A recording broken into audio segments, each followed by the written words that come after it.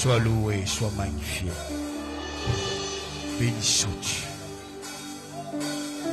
Dieu grand et puissant. Dieu grand et majestueux. Béni sois-tu, Jésus-Christ. Béni sois-tu, mon Dieu. Béni sois-tu. À toi toute l'honneur. À toi toute la louange. À toi toute l'adoration. Mon âme te bénit. Mon âme te loue. Mon âme t'élève. Mon âme te magnifie. Je reconnais que tu es au-dessus de tout. Je reconnais que tu es élevé au-dessus de tout, Seigneur. Alors reçois toute mon adoration. Reçois ma louange. Toi qui es digne de ma louange. Je veux te bénir. Je veux t'exprimer toute ma gratitude, ma reconnaissance. Dieu est saint, Dieu est grand, Dieu est tout-puissant. Dieu est vivant. Tu es vivant. Tu es majestueux. Tu es glorieux. Tu as le sang des saints. Tu es celui qui sanctifie. Jésus-Christ. Mon âme te rend gloire pour le juste, pour le véritable. Je veux te célébrer. Gloire à toi,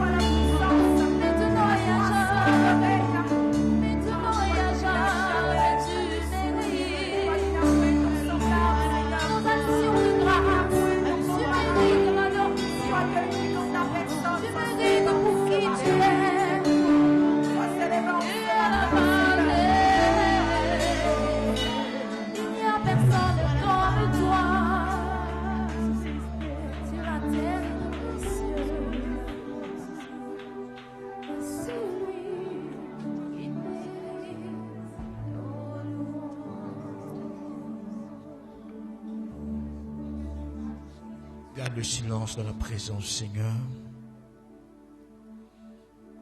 et contemple la majesté divine. Contemple ce Dieu parfait, ce Dieu en qui il n'y a point de ténèbres, ce Dieu saint, en qui il n'y a point de mal, ce Dieu juste, ce Dieu élevé au-dessus de tout, établi au-dessus de toutes choses. Contemple la splendeur du roi de Juda, du lion de la tribu de Juda. Celui qui n'a pas été créé, mais qui est le créateur de toutes choses. Celui qui détient toutes choses dans le creux de sa main. Celui qui a contrôle et pouvoir sur toutes choses. Celui qui fait ce qu'il veut, comme il veut, où il veut et quand il veut. Celui qui habite dans une lumière inaccessible, mais pourtant s'est rendu visible en Jésus-Christ. Contemple-le ce matin. Contemple le Dieu auquel tu appartiens, ce grand Dieu, ce puissant Dieu.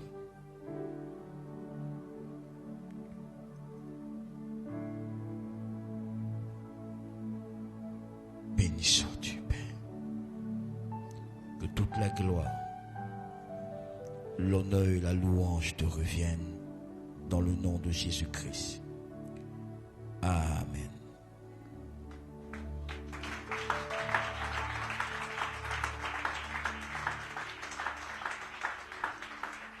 Gloire à Dieu. Veuillez vous asseoir.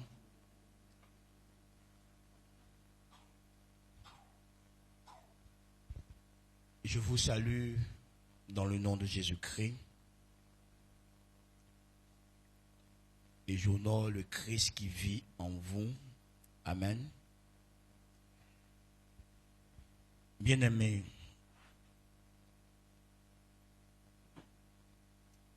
moi je ne sais pas comment certains font.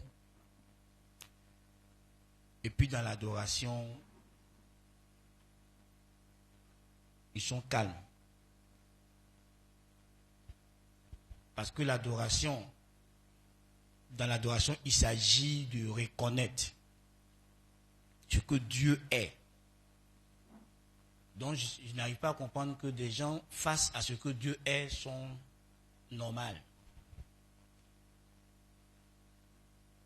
Et si vous n'avez pas l'habitude de vous prosterner, sans qu'on ne vous demande. Mais si vraiment tu es dans l'adoration et que ton esprit est en train de contempler Dieu, Dieu dans sa majesté, Dieu dans sa gloire, Dieu dans sa seigneurie, Dieu dans toute sa splendeur de Dieu, tu ne peux pas rester arrêté. Non, forcément tu vas te prosterner. Il y en a même, par exemple, en train d'adorer Dieu, ils ont les pieds croisés dans la présence de Dieu. Frère, il s'agit du roi des rois, du tout-puissant, de celui qui nous fait, de celui qui tient nos vies dans le creux de ses mains. Si tu as l'habitude d'adorer Dieu, tu sais de quoi je parle. Tu pars dans ton esprit, être en train de contempler Dieu. Ce n'est pas la louange. La louange, on dit ce que Dieu a fait. Mais dans l'adoration, on dit ce que Dieu est. Donc tu n'es pas en train de voir le Dieu tel qu'il est. Et toi, tu es, à la limite, tu es arrêté, tu es égal à lui. Tous ceux qui rencontrent Dieu se prosternent.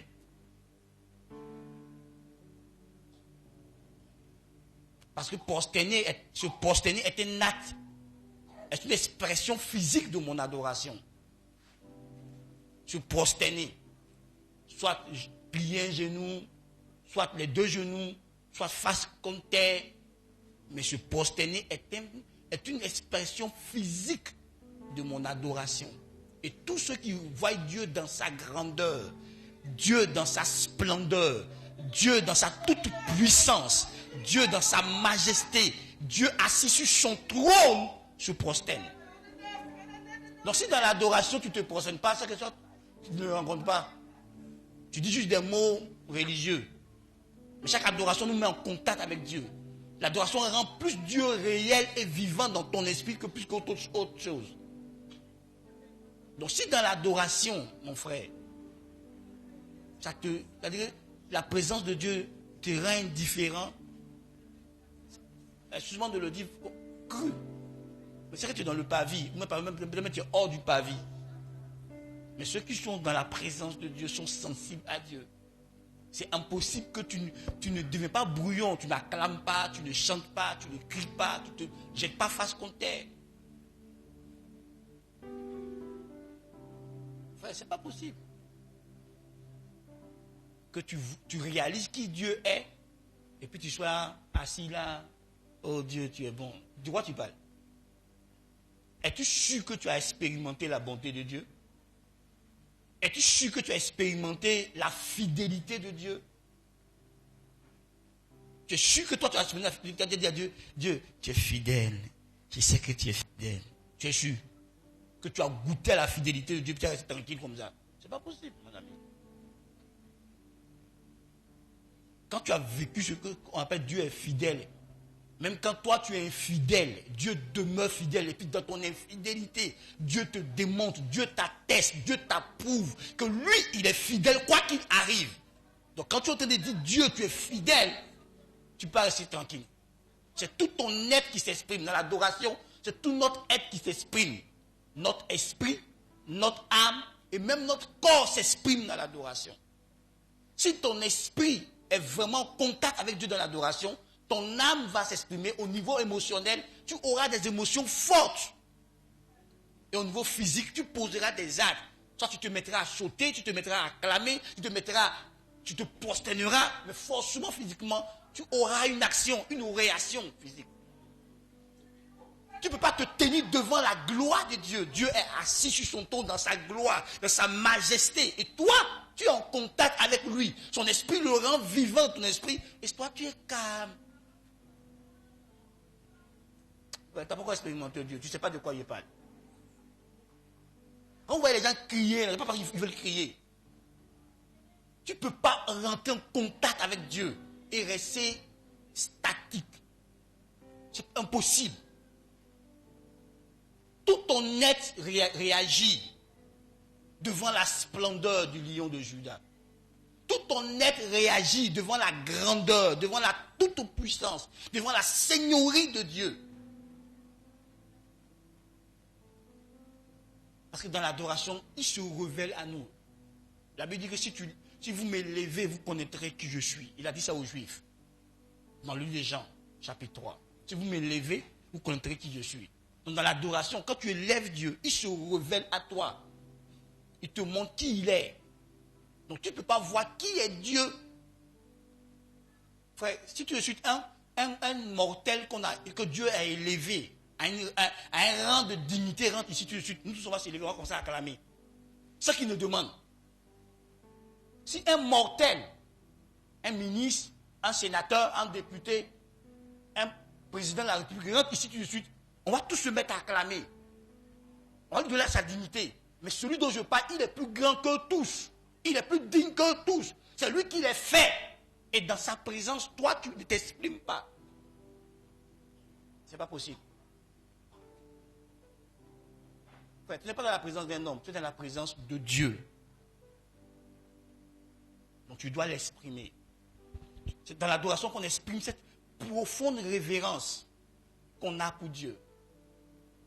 C'est dedans qu'on lui montre combien de fois nous on le considère, combien de fois on le craint. C'est dans l'adoration qu'on exprime cette profonde référence à Dieu.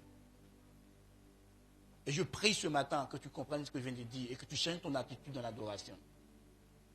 Si tu veux expérimenter Dieu pendant ton adoration, va à la rencontre de Dieu et laisse-le se révéler à toi et puis exprime ça. Et par la parole, et par tes émotions. Frère, quand tu vas dans des cultes, les gens pleurent en plein culte. Ce n'est pas parce qu'ils ont envie de pleurer.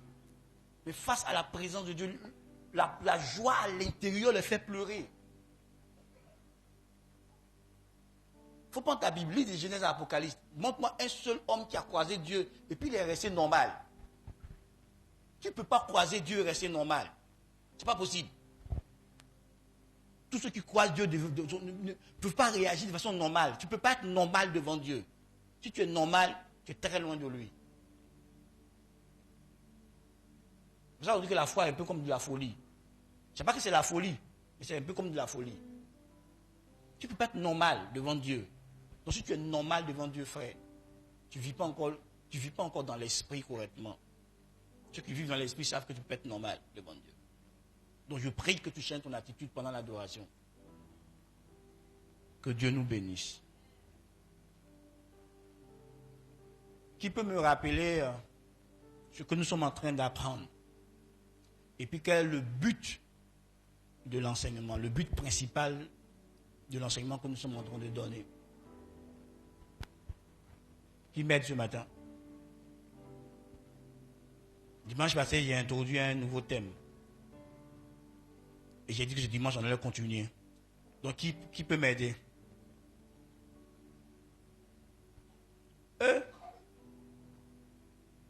Ah, oui, c'est pas là dimanche. Oui, c'est pas là. Oui.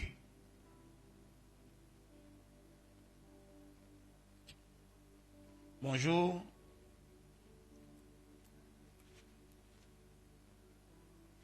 J'ai pas entendu. Parle un peu fort, s'il te plaît. Oui. Ok. Et j'ai dit que ces habitudes-là sont nombreuses. Mais j'ai parlé dimanche de 4 habitudes. Mais quel était le but? Quel est le but que je pourchasse? Que je poursuis? Selon le thème.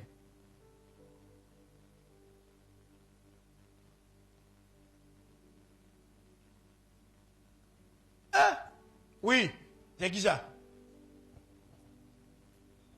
Je ne vois pas là-bas. Oh. À cause des projecteurs. Dis ton nom. Donnez-lui le micro, s'il vous plaît. Il n'entend pas.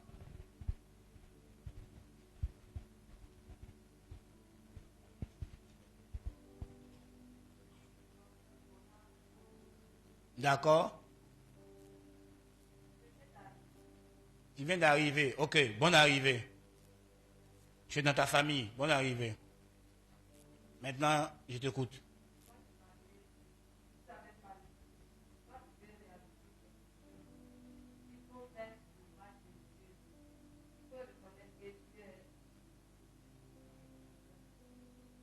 Oui, ça c'est le premier point. D'accord, ok, compris. Merci beaucoup.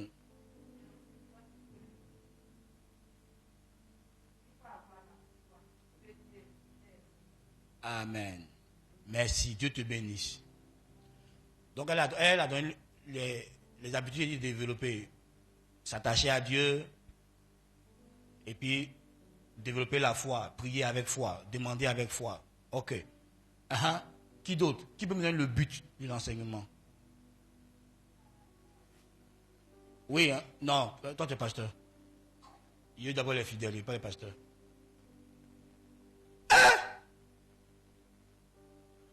Si vous ne savez pas où on s'en va, on fait quoi ici? Quel est le but? Pourquoi je donne cet enseignement? Pourquoi cet enseignement? Pourquoi on est en train de parler des habitudes à développer pour l'exaucement de nos prières? Quel but je vais atteindre en donnant cet enseignement?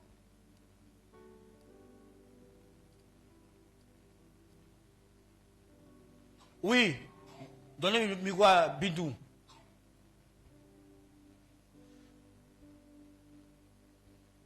C'est elle, non?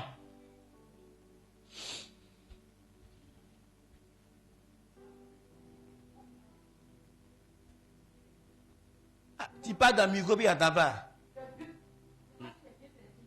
Oui, dis.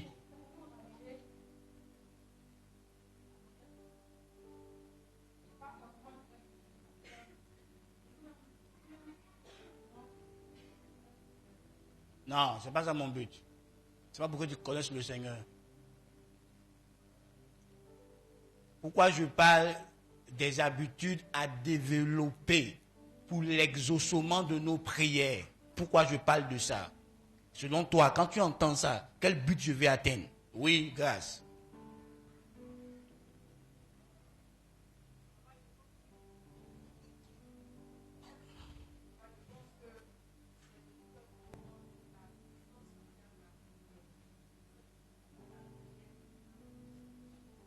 Bon, ça c'est vrai, ça c'est un but secondaire. Ce n'est pas mon but principal, c'est le but secondaire. Mon but principal c'est autre chose. Oui, donnez le micro à Jacques. Hein? D'accord, ok. Après elle lui donne le micro. Non. Si vous ne connaissez pas mon but, c'est que vous ne me suivez pas. D'habitude, je donne mon but. Aujourd'hui, il n'y a pas de mon but pour voir si vous suivez ma ligne directrice. Tout enseignement a une ligne directrice.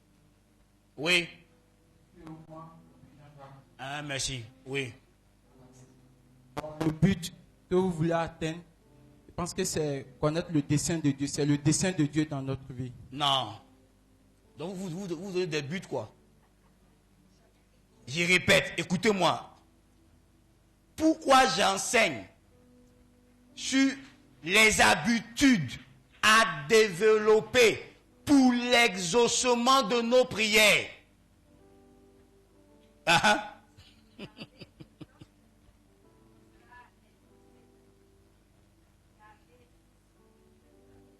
Non. Qui essaye encore? Donc vous ne me suivez pas. Oui, dans le micro là-bas.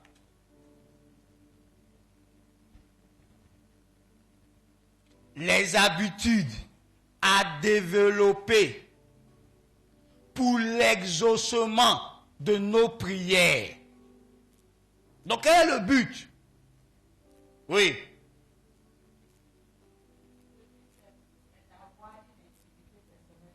Non. Derrière là-bas. Les habitudes à développer pour l'exaucement de nos prières. Quel est le but de cet enseignement?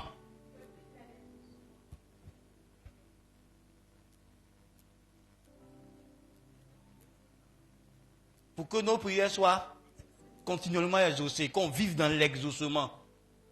Donc, on vous montre des habitudes qui te permettront d'avoir une vie de prière exaucée.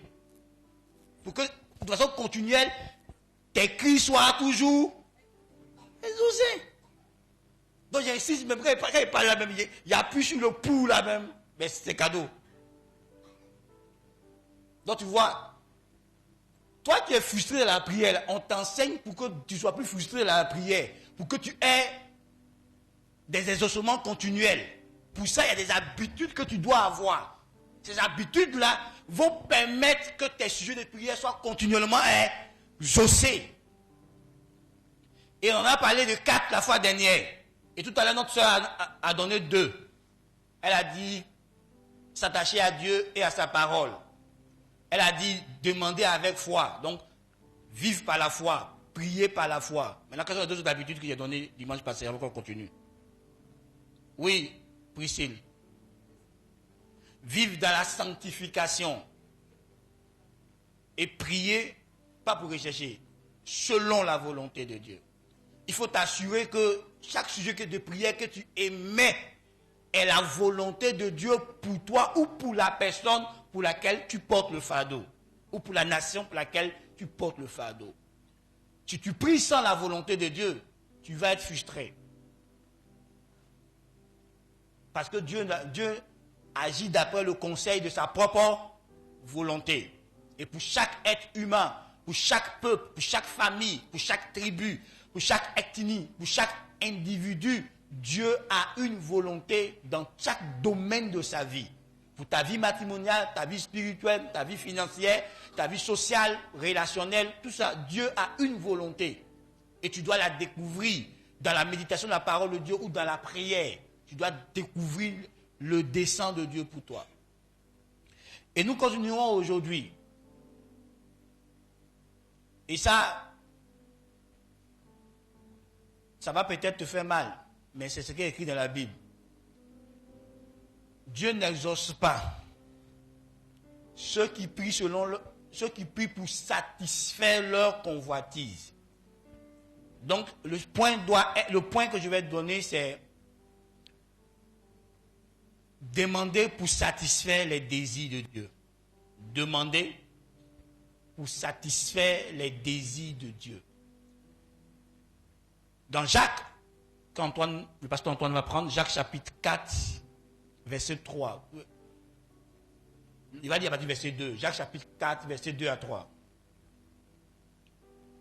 Jacques chapitre 4, verset 2 à 3.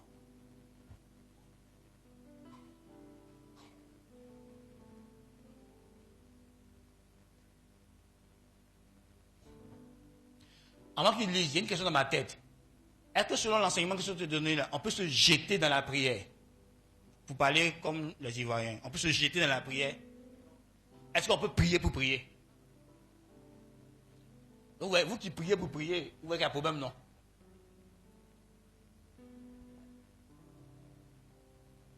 Au fait, je veux que tu comprennes que la prière est une rencontre divine. Parce que dans la prière, tu vas parler avec Dieu, tu vas échanger avec Dieu. Donc une rencontre avec un tel personnage, une telle personnalité que Dieu se prépare.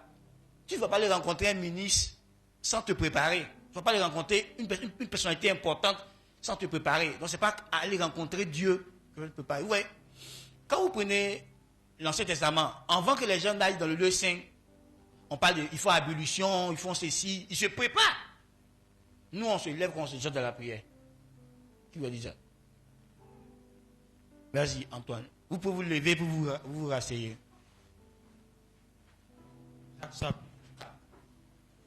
C'est 2. Oui. Vous convoitez et vous ne possédez pas. Vous êtes meurtrier et envieux et vous ne pouvez pas obtenir. Vous avez des querelles et des luttes et vous ne possédez pas parce que vous ne demandez pas. D'accord. C'est 3. Vous demandez et vous ne recevez pas parce que vous demandez mal dans le but de satisfaire vos... Ok. Ça peut aller. Donc, oui, c'est un sujet important que Jacques expose. Il faut t'asseoir, Antoine. Il dit qu'on ne possède pas parce qu'on convoite. On a des luttes inutiles et on n'a rien malgré nos luttes inutiles. Parce qu'on lutte mal. Frère, je vais faire juste une parenthèse. Le jour où tu parviendras à cette connaissance, à cette compréhension, tu seras libéré de beaucoup de choses. Aucun être humain n'est ton ennemi. Aucun être humain n'est en concurrence avec toi. Nous n'avons pas la même destinée. Donc nous ne pouvons pas être en concurrence. Nous n'avons pas les mêmes missions. Dieu ne nous a pas assigné les mêmes buts. Chacun a un but bien précis à laquelle Dieu l'a appelé. Mon but est différent du tien. Même quand Dieu nous donne une vision commune, le but de chacun d'entre nous est différent dans la vision commune. Et c'est quand chacun accomplit son but que la vision commune est accomplie. Donc tu n'es en concurrence avec personne. Tu es en concurrence qu'avec toi-même. Et ton temps de gloire n'est pas le temps de gloire de quelqu'un d'autre. Chacun a son temps de gloire. Donc si tu ne le comprends pas, tu vas juste vivre dans l'amertume pour ne rien. Jean-Baptiste dit qu'un homme ne peut recevoir que ce que le ciel lui a donné. Donc cherche ce que le ciel t'a accordé et cherche à le posséder. Ce que le ciel t'a accordé n'est pas pareil à ce que le ciel a accordé à André. Chacun d'entre nous a une part dans l'héritage de Dieu. Donc d'où viennent les luttes, d'où viennent les querelles entre nous? Ces luttes et ces querelles naissent de nos convoitises. Parce que nous voulons des choses que Dieu, dans sa préscience, ne nous a pas accordées. Certains veulent le mari de l'autre, la femme de l'autre, le bien de l'autre, les capacités de l'autre. Mais tu vois, celui que tu vois briller dans le domaine où il brille, c'est en fonction du potentiel que Dieu lui a donné. Donc tu ne peux pas être là-bas et briller si tu n'as pas le même potentiel que lui. Il faut juste connaître ton potentiel. Ton potentiel te donnera de savoir là où Dieu veut que tu partes, là où Dieu veut que tu brilles. Nous tous, on n'a pas un esprit scientifique. Nous tous, on n'a pas un esprit littéraire. Donc tu vois, Et c'est Dieu qui nous a créés ainsi. Nous tous ne sommes pas des artistes. Donc tu vois, tu dois savoir c'est quel type d'intelligence tu as pour évoluer dans la vie. C'est pour ça que le thème de qui nous sommes est très important. Tu dois savoir qui tu es vraiment. Et ça va au-delà de juste avoir des informations. Savoir qui tu es. Tu vas comprendre comment tu es censé fonctionner. Tu vois, je ne m'efforce pas à faire certaines choses. Je suis de nature calme, je ne suis pas brouillon. Donc, c'est pas parce que mon ami, quand il a la chair, il parle, il saute ici, il court ici, il saute ici. Moi aussi, je fais ça. Je suis de nature calme. Tu ne vas pas me rendre brouillon. Lui, c'est sa nature. C'est lui qui crie là. Si elle fait ça, on m'amène à l'hôpital.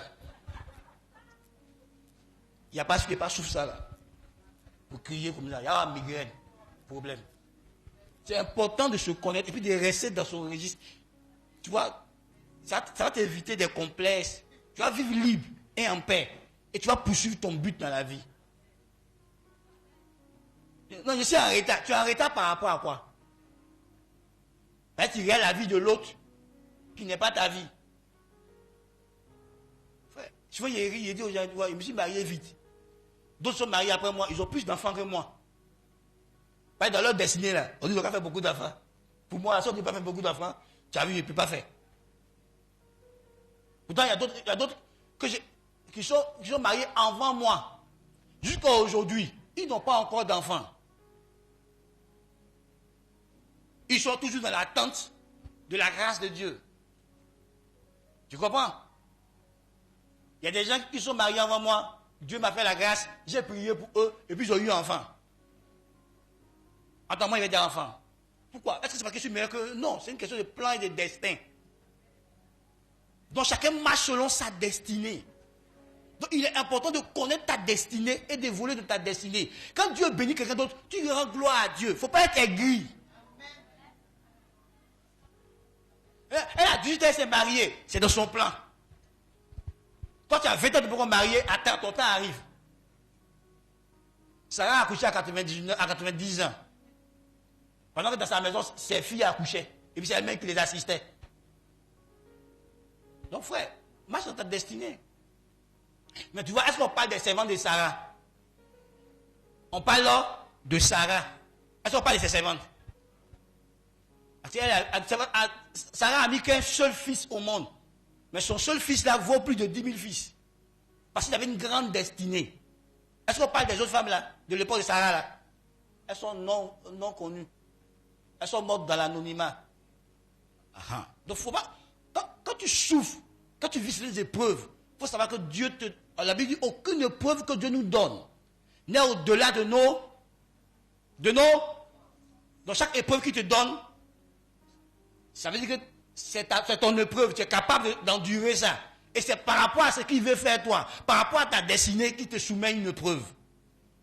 Écoute-moi, Dieu me sait, s'il m'amène, il me dit va mourir à la croix, les hommes ne seront jamais sauvés. Épreuve ça, il ne peut pas supporter. Lui-même il est au courant.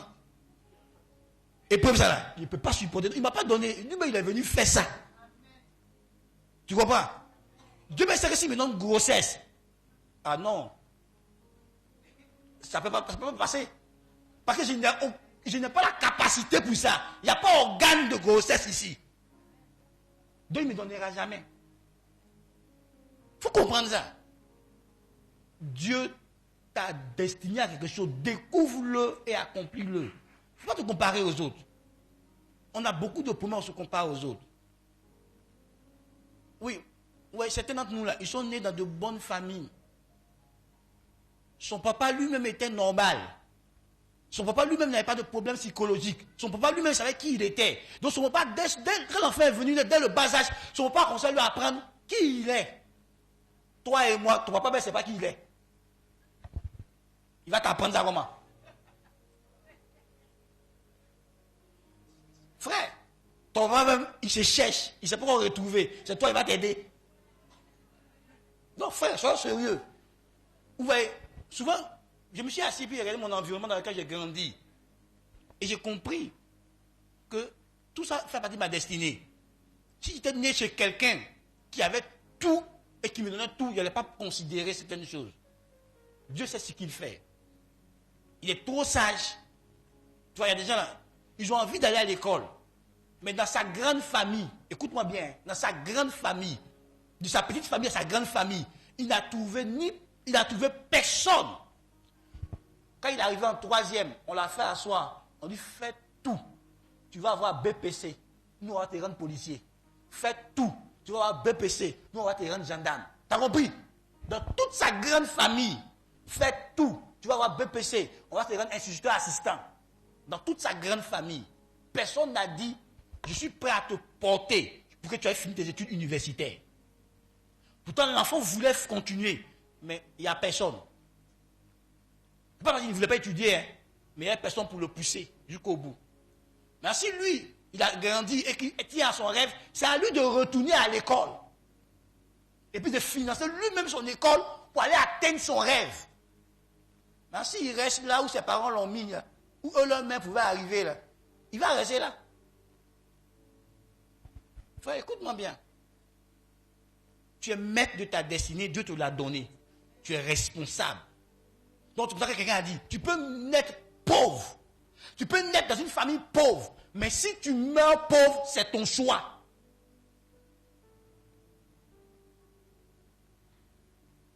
Je répète, tu peux naître pauvre, mais si tu meurs pauvre, c'est ton choix. Parce que tu peux tout faire pour devenir riche. Et là, souvent, quand tu regardes la plupart des riches, là, quand tu prends leur histoire, ils sont nés des familles désœuvreuses. Mais ils se sont battus pour vaincre la pauvreté. Donc, c'est à toi de choisir. Donc, la vie est un choix. Il ne faut pas accuser les gens.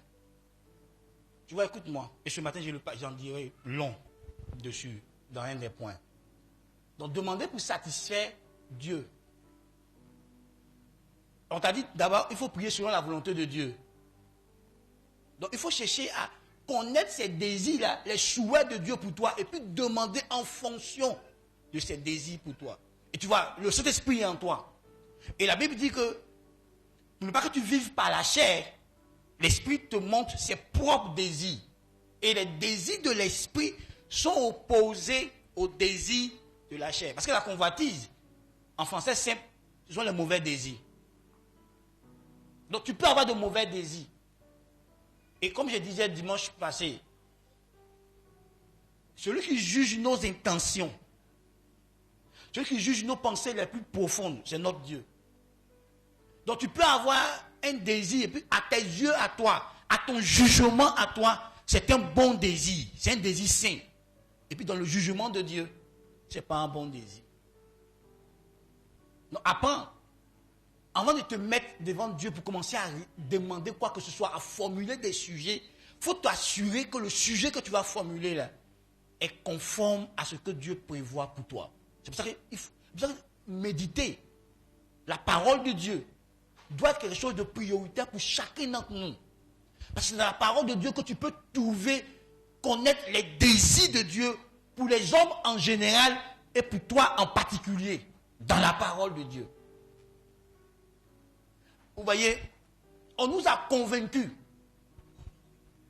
que Dieu dit que pour être un homme spirituel, un homme qui est proche de Dieu, un homme qui parle avec Dieu, un homme que Dieu approuve, il faut être pauvre. Les missionnaires occidentaux qui sont venus nous ont fait croire que la richesse matérielle, la richesse financière et la foi ne vont pas ensemble. Et jusqu'à aujourd'hui, dans beaucoup d'églises, quand on parle de l'aisance financière et matérielle, les gens s'offusquent. On nous traite de moins spirituels. Mais nulle part dans la Bible, Dieu a demandé à quelqu'un d'être pauvre. Nulle part. La richesse ou la pauvreté est un choix personnel. Ça n'a rien à voir avec Dieu. C'est toi qui choisis de devenir riche ou de devenir pauvre. Riche, parce que tu vas faire ce qu'il faut. Pauvre, parce que tu vas faire ce qu'il ne faut pas. C'est un choix. Même avoir une vie bénie est un choix. Tu peux choisir d'aller contre Dieu. Tu peux choisir de ne pas faire confiance à Dieu. Tu peux choisir de ne pas obéir à Dieu. Puis quelqu'un d'autre va choisir de faire confiance à Dieu, d'obéir à Dieu et de pratiquer les principes de la parole de Dieu. Et les principes de la parole de Dieu vont le rendre prospère. Et puis toi, tu es malheureux. Malgré ta foi, malgré que tu dégages l'onction, malgré que tu guéris les gens, financièrement, ça ne va pas. Parce que tu ne pratiques pas les principes liés aux finances. Parce qu'il y a des principes de l'onction, il y a des principes de ceci. Dans chaque domaine, il y a des principes, il y a des lois, des règles qui régissent chaque domaine. Et tu es censé étudier la Bible et les appliquer à ta vie pour que tu prospères. Est-ce qu'on se comprend ce matin? Donc, désirer se sentir bien, désirer avoir ce qu'il faut pour pouvoir vivre bien et faire du bien n'est pas un péché. Mais dans plusieurs congrégations, on a fait croire qu'être riche, surtout financièrement et matériellement, c'est un péché. Mais tu vois, écoute-moi. Je pèse mes mots. Hein. Si quelqu'un vit vraiment une vraie spiritualité, s'il vit vraiment une vraie spiritualité, il deviendra riche.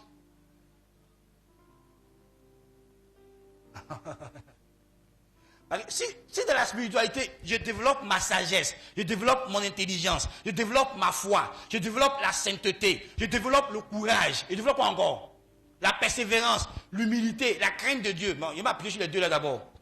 La crainte de Dieu et l'humilité. La Bible dit en Proverbe 22, verset 4. Antoine, lis-le pour moi.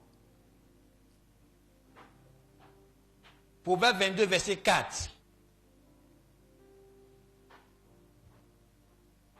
C'est pas moi qui ai dit ça. Il faut que tu lises, qu'on entende qui a dit ça. Nous lisons Proverbe 22, verset 4. Le fruit de l'humilité. Le fruit de l'humilité. Et de la crainte de l'Éternel. C'est la richesse. La gloire. Et la vie. Donc nous, on a la vie. Mais on rejette la gloire et la richesse. C'est ta parole qui est là. C'est ce qu'on a lu là. C'est toi qui as écrit ça. C'est toi qui as dit ça. C'est ta pensée. Sinon, Dieu dit que ce que la crainte de Dieu, ce que l'humilité produit dans la vie d'une personne, quand tu as ces valeurs, la crainte de Dieu et l'humilité, ce que la crainte de Dieu et l'humilité va produire, va engendrer, va enfanter dans ta vie, c'est la vie, la gloire et la richesse. Donc comment se fait-il que des hommes qui ont la crainte de Dieu, des hommes qui ont développé l'humilité, qui vivent comme des hommes simples, qui vivent comme des hommes humbles, comment se fait-il que ces hommes humbles, ces hommes qui ont la crainte de Dieu là, sont pauvres et ne sont pas dans la gloire? Parce que vous avez une forte humilité et une forte crainte de Dieu. Votre crainte de Dieu, c'est devant les hommes. Mais quand vous êtes seul, où personne ne vous voit, vous faites des choses que la Bible condamne. Or, la vraie crainte de Dieu, que ce soit en présence des autres, que ce soit à l'absence des autres, parce que tu es conscient que Dieu existe, que Dieu est vrai, que Dieu est là, que partout où tu es, Dieu est avec toi. Même dans tes propres pensées, tu veilleras à ne pas avoir des pensées impures, des pensées mensongères, des pensées orgueilleuses, parce que tu sais que Dieu lit dans tes pensées, que Dieu vit en toi. La crainte de Dieu nous rend conscients de la présence de Dieu. C'est pour ça que Joseph seul, face à la femme de Potiphar, ne pêche pas. Parce qu'il est conscient de la présence de Dieu. Toi, tu considères Dieu. Et tu ne parviens pas à la connaissance. Or, la Bible dit que la crainte de Dieu fait quoi? est le commencement de la sagesse. Proverbe 1,7, si tu veux noter.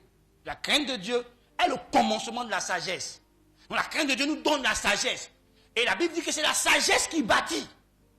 Dans Proverbe 24, verset 3, la Bible dit que c'est la sagesse qui bâtit. Antoine, dit pour moi, Proverbe 24, verset 3, à partir du verset 3. La sagesse, l'intelligence et la connaissance, ce que ça produit.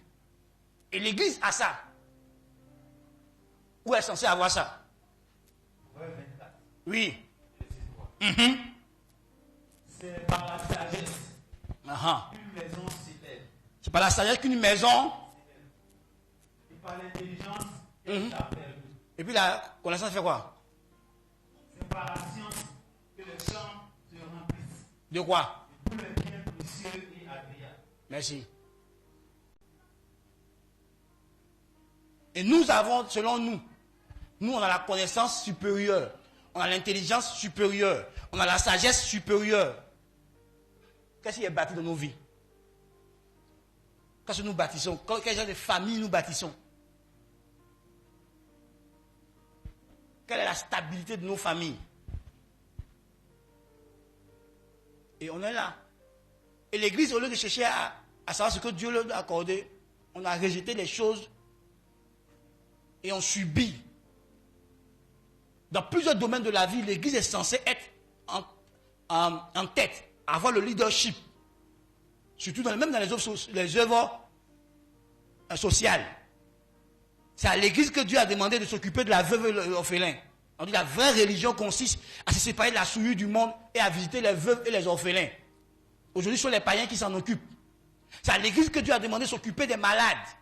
Jésus a dit que vous ne m'avez pas rendu visite, vous n'avez pas pris soin de moi parce qu'elle était malade, vous ne m'avez pas fait. C'est écrit dans la Bible. C'est à l'Église que Dieu a demandé de prendre soin des pauvres. Mais si on doit prendre soin des pauvres, là, on enlève là où? Parce qu'on est riche qu'on peut prendre soin d'eux. Mais aujourd'hui, l'Église a abandonné tout ça. Tout ça, on a abandonné. Parce que dans l'Église, on n'a que des pauvres. Des pauvres en esprit. Des pauvres en piété. Des pauvres intellectuellement. Des pauvres moralement. Des pauvres financièrement, matériellement. Comment on veut influencer? On n'a même pas le caractère qu'il faut pour influencer. Or, le leadership est basé sur le caractère. Donc, comment on veut influencer? Quand les chrétiens eux-mêmes disent des choses et puis ils disent le contraire.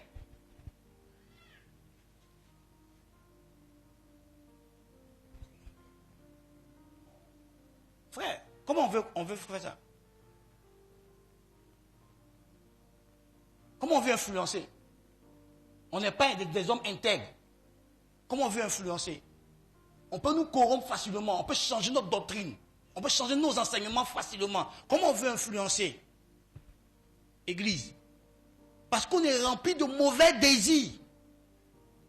On passe notre temps à demander des choses que Dieu ne nous a pas données. En tant que communauté et en tant qu'individu. Et on veut avancer, on veut percer, on veut devenir grand. On est obligé de prendre des feux étrangers. Parce qu'on n'est pas sur le... la plupart d'entre nous, on vit hors de la volonté de Dieu. On n'est pas dans la volonté de Dieu pour notre vie.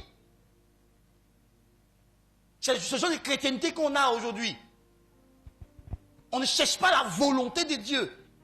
Dans l'étude de la parole de Dieu, dans la prière, pour savoir exactement ce que Dieu attend de nous et marcher dans ce plan de Dieu, dans cette volonté de Dieu pour notre vie. On n'a que de mauvais désirs dans la prière. Donc on prie, on n'est pas exaucé. On prie, on n'est pas exaucé. Parce qu'on veut satisfaire nos convoitises. On veut satisfaire nos mauvais désirs.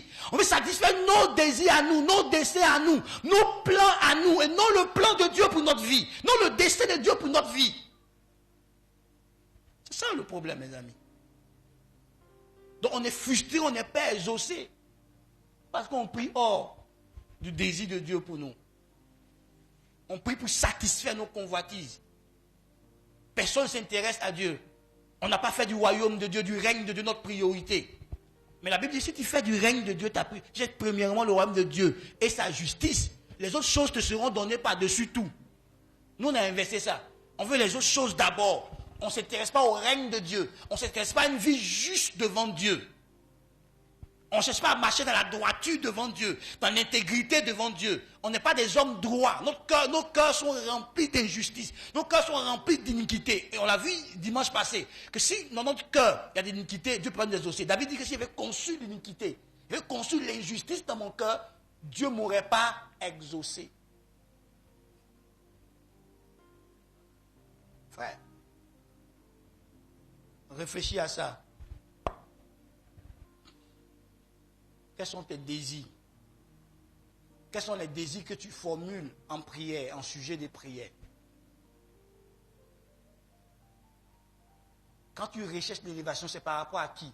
C'est par rapport à ce que Dieu t'a révélé, que tu vas devenir grand, ou mais c'est parce que l'autre est grand, tu vas être plus grand que l'autre.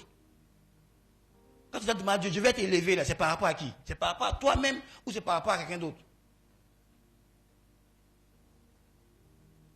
Frères et sœurs, purifions nos cœurs. Levons vers Dieu des mains pures.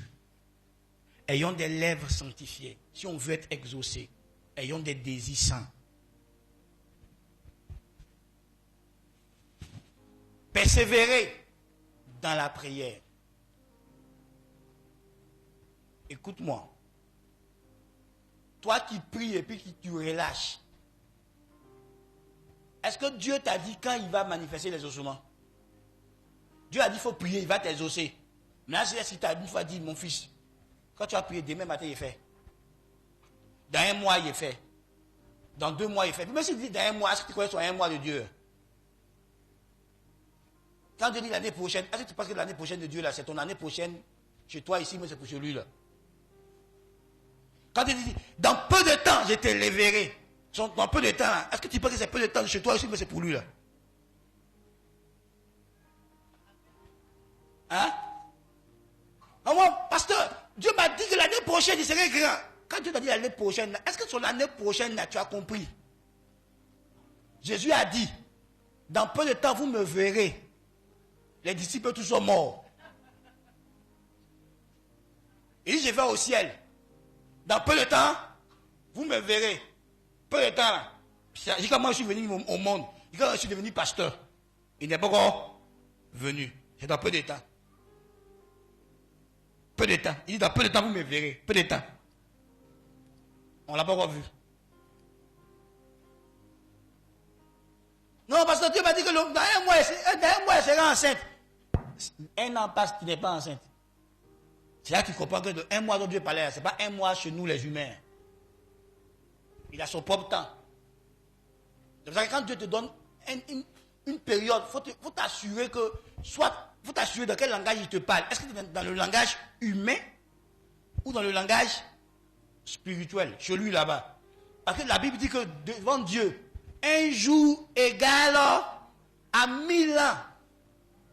Lui, son un jour là, ça fait...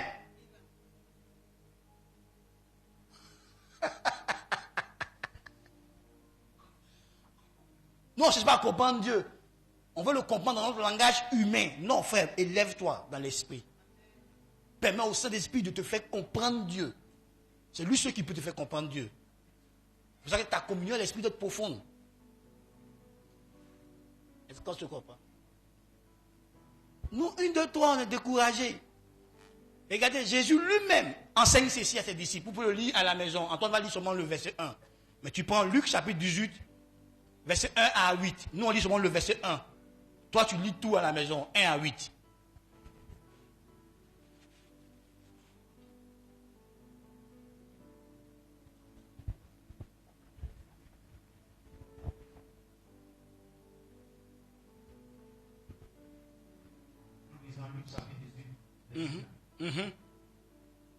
Jésus leur adressa une parabole. Pour montrer qu'il faut toujours prier. S'il vous plaît, qui parle? Jésus parle à qui? Il leur dit quoi? Il leur a donné une parabole. Pour leur montrer quoi? Quel était le but de la parabole? Lis, répète, écoutez-le. Jésus leur adressa une parabole pour montrer qu'il faut toujours prier et ne point se relâcher. Vous voyez, non? Pour montrer qu'il faut faire quoi? Tout. Quand? Donc tu pries lundi.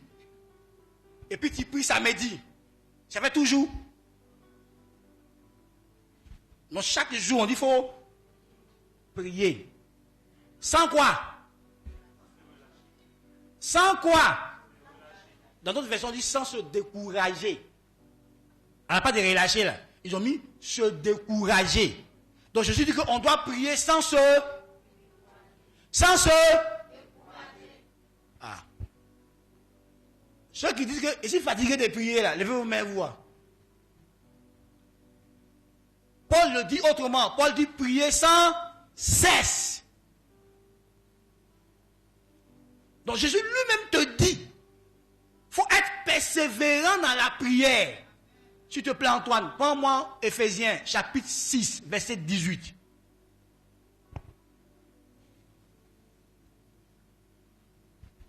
Vous comprenez? On dit d'être endurant dans la prière. Il ne faut pas abandonner dans la prière. Il ne faut pas relâcher dans la prière. Sois un guerrier des prières. Prie jusqu'à l'accomplissement. Prie jusqu'à l'exaucement. Prie jusqu'à remporter les victoires. Prie jusqu'à ce que la situation change en ta faveur. Mais ne relâche pas dans la prière. Sinon tu ne seras pas exaucé. Et des moments où tu ne seras pas exaucé, tu relâches. Oui. Luc 18. Éphésiens 6, 18. En toutes circonstances, faites toutes sortes de prières et de requêtes sous la conduite de l'Esprit. Faites-le avec vigilance et constance.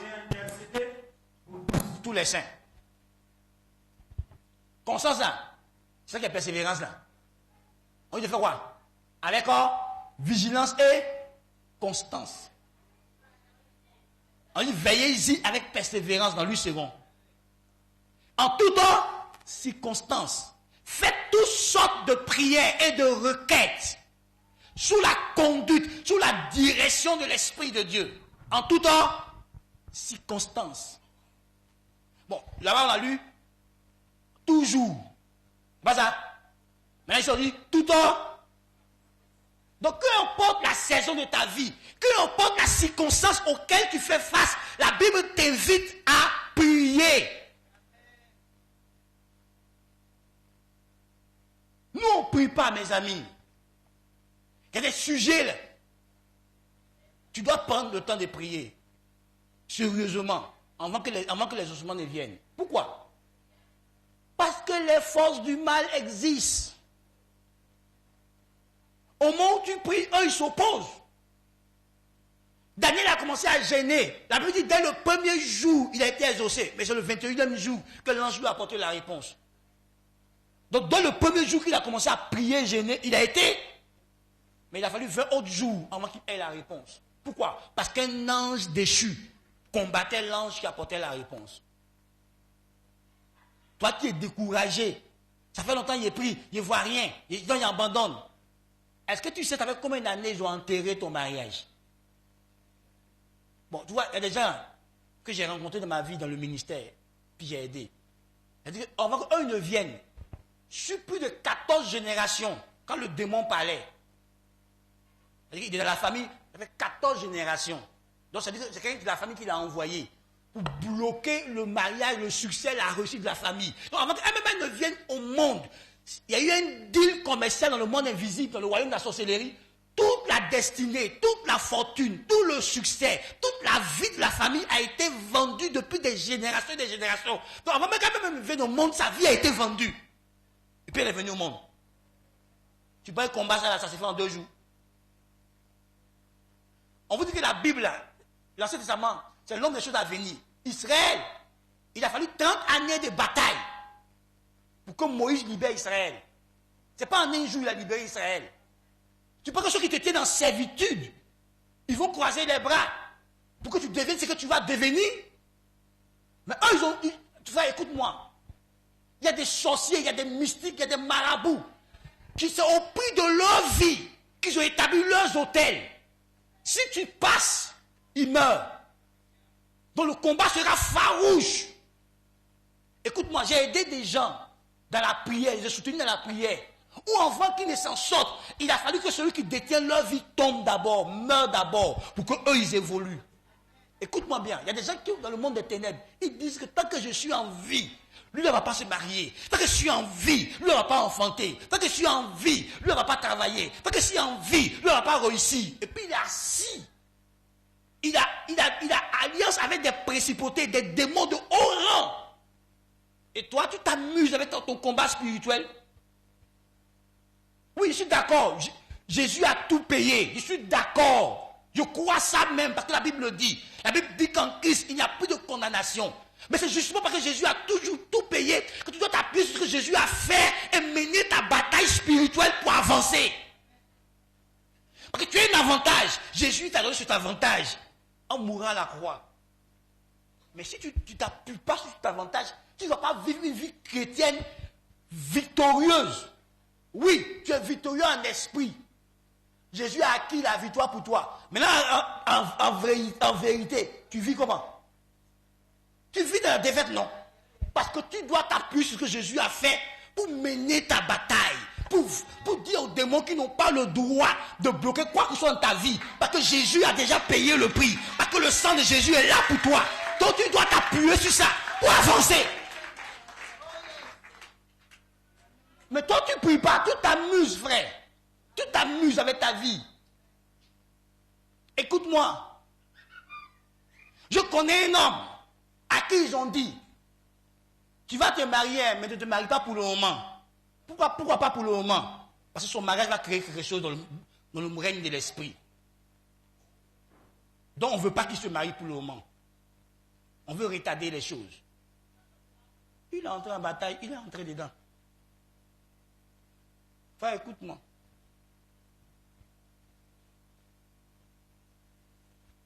Quand il est né, quand ta maman est tombée enceinte, le sorcier de ta famille a su que, parce qu'il y a un gars qui arrive dans cette famille-là, moi, il dit, il doit régner cette famille-là. Lui, il vient me détourner. Déjà, depuis enfant, il a commencé contre toi. Tu ne le crois pas? Regarde Jésus. Le jour de sa naissance, l'étoile a brillé. Hérode s'est levé contre lui. Encore attends. On dit, ils sont venus voir le roi des Juifs. Le roi des Juifs. Jésus était comment? Il était le bébé d'un jour. Écoute-moi bien. Il était le bébé d'un jour. Mais quand Hérode entend que le roi des Juifs est né, un bébé d'un jour a troublé Hérode.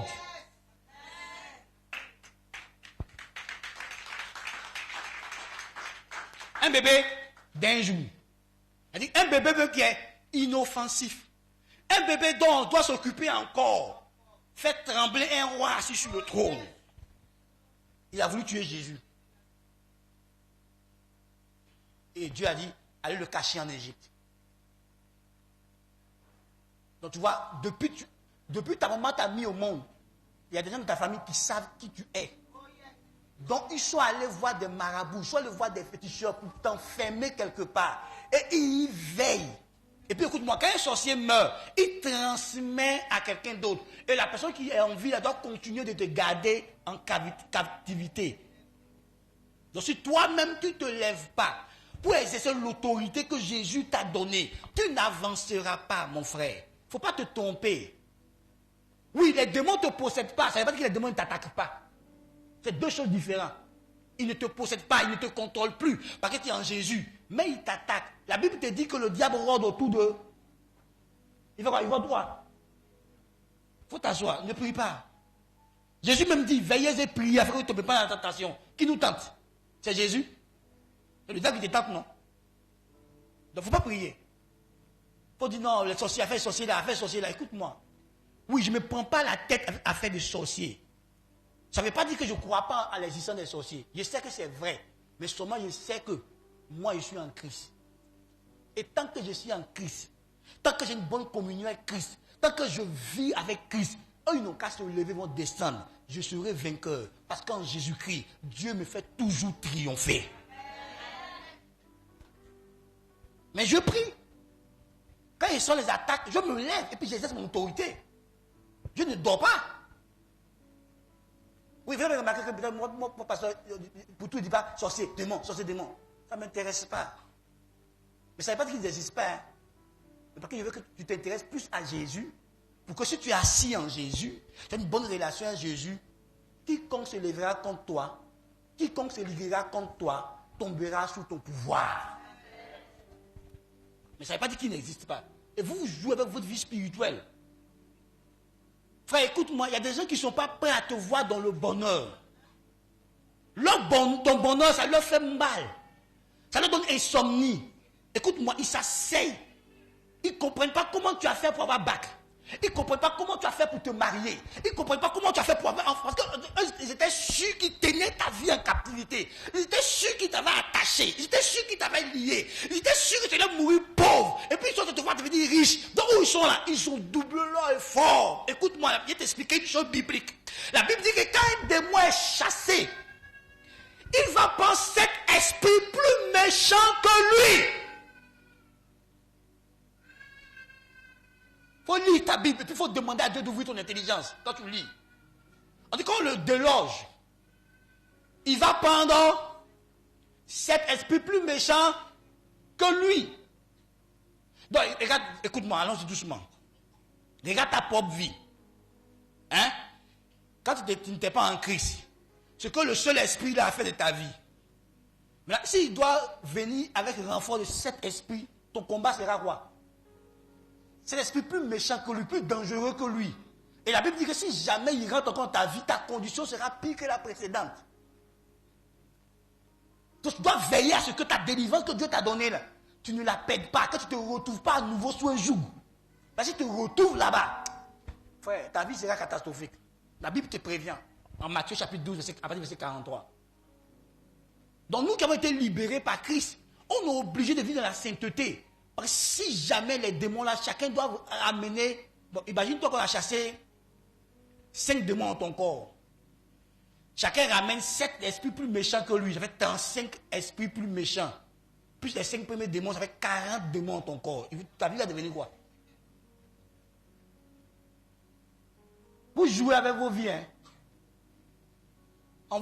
Dieu vous a sauvé, on le vit dans la sainteté. C'est vous qui veut garder les péchés mignons. Garde mon frère, garde péchés mignons. Les démons vont entrer, tu vas voir ta vie. Étant même dans le Seigneur, toi-même tu vas voir ta vie. Il ne faut pas vivre dans la sainteté. Il ne faut pas persévérer dans les voies de Dieu. Il ne faut pas être constant dans les choses de Dieu. Il faut régresser. Il faut te permettre de régresser dans ta vie de prière. Il faut te permettre de régresser dans ta vie de jeûne. Tu te mets en danger. Frère, parce qu'il y a quelqu'un qui veut te détruire. Quelqu'un qui veut te voler, quelqu'un qui veut te piller. Jésus t'a prévenu que le voleur ne vient que, le diable ne vient que pour voler, pour détruire, pour égorger. Il y a quelqu'un qui veut détruire, qui veut te piller, qui veut te nuire. Il est là, il est aux aguets. Jésus t'a prévenu. Il rôde autour de toi. Il cherche, il attend l'occasion que tu vas lui donner. Il attend le moment pour qu'il profite pour te frapper. Job n'a rien fait. Job vivait Dieu. Job craignait Dieu. Dieu même dit que Job le craint. Dieu même dit que Job est intègre. Dieu même dit que Job est un bon serviteur. Dieu même dit ça. Dieu même rend un bon témoignage de Job. Satan allait dire à Dieu, c'est vrai que tu lui as tout donné, qui fait semblant de te suivre. Écoute-moi aujourd'hui. Pourquoi tu suis Jésus? Frère, si un matin, Satan réussit là-bas à convaincre Dieu, et pour te mettre dans l'épreuve, que tu perds tout, et que tu vas toujours suivre Dieu. Si tu perds ta santé, est-ce que tu vas suivre Dieu? Si tu perds tout, ta dignité, ton honneur, tes enfants, ton argent, parce que c'est ce que Job a tout perdu, il a tout perdu, même sa santé. La seule chose que Dieu a dit que tu ne toucheras pas, c'était son âme. Mais Job est resté fidèle à Dieu. Et quand Dieu l'a relevé. C'est dans la Bible. C'est pour nous enseigner, c'est pour nous instruire. Après, j'ai dit, le premier point, il faut t'attacher à Dieu.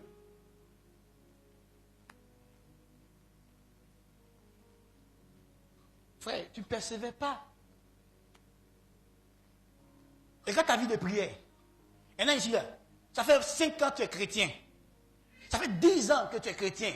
Ça fait 15 ans que tu es chrétien. Tu n'as jamais dépassé 1 heure de prière. Quand tu entends les gens te dire, j'ai passé toute la nuit en prière, moi seul, tu es étonné. Oui, frère. Moi, mon plus long temps de prière, c'est 15 heures affilées. J'ai commencé à 22 heures, jusqu'à le lendemain à midi, je suis en prière. Non-stop. J'ai expérimenté ça. C'est mon plus long temps de prière.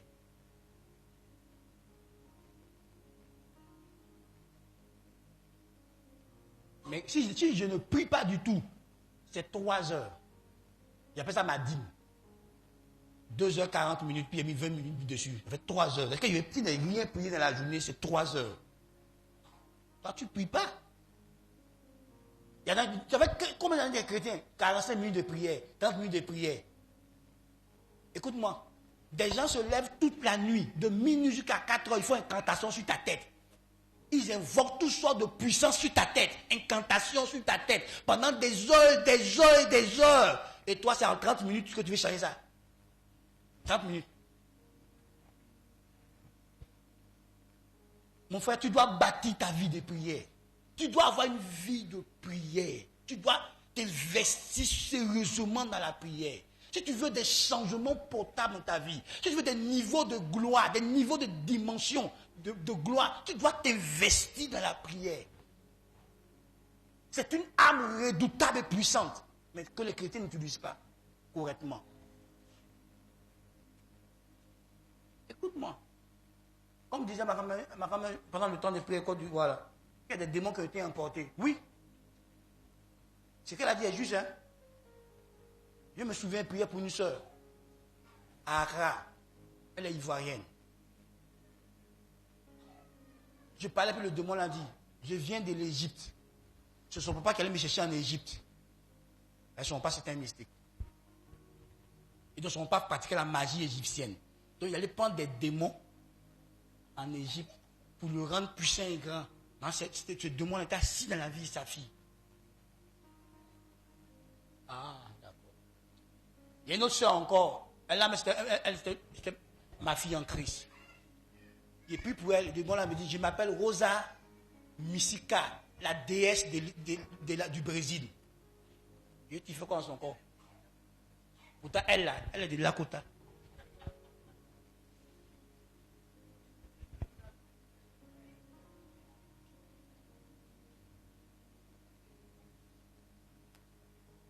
Tu comprends? À force que notre soeur, elle, sa sirène vient de l'Inde. Elle ne trie pas garçon. Tu es de sa famille. Tu n'es pas de sa famille. Tout le monde passe. Parce qu'elle était habitée par les 3 types de sirènes. La sirène blanche, noire et métisse. Et qui les envoyait? Son grand-père. Qui allait les prendre là-bas dans ses adorations pour amener. Ouais, c'est comme quand tu es au Burkina, tu chasses l'esprit des autres, tu te demandes c'est qui t'es où? Parce qu'au Burkina, il n'y a pas eau. Ils n'ont pas de cours d'eau là-bas. Ils n'ont pas de mer, pas de tout là-bas. Donc, l'esprit des autres est quitté où? Parce que les gens sont venus dans d'autres pays, ils ont importé ça pour amener ça là-bas. Donc, imagine-toi, si le sorcier de ta famille a payé transport pour aller hors de la Côte d'Ivoire, pour aller chercher fétiche au Nigeria, au Gabon, au Burkina, au Mali, quelque part là-bas, et puis il est venu amener dans votre famille, il a importé les démons. Et toi, tu as été prier. Est-ce qu'il y a un feu? Alors que ton démon, il est quelque part là-bas. Oui! Il ne faut pas que Dieu ouvre tes yeux. Mon frère, toi qui es fatigué de ton combat, Satan est pas ce matin.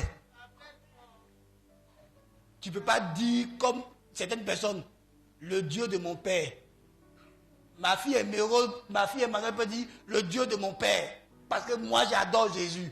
Mais est-ce que je peux dire le Dieu de mes pères? Mes parents n'adoraient pas Jésus. Donc c'est quoi il y a appelé? Donc c'est moi-même qui dois chercher Jésus. Ah. Faut comprendre que tu es le chef de file d'une nouvelle génération.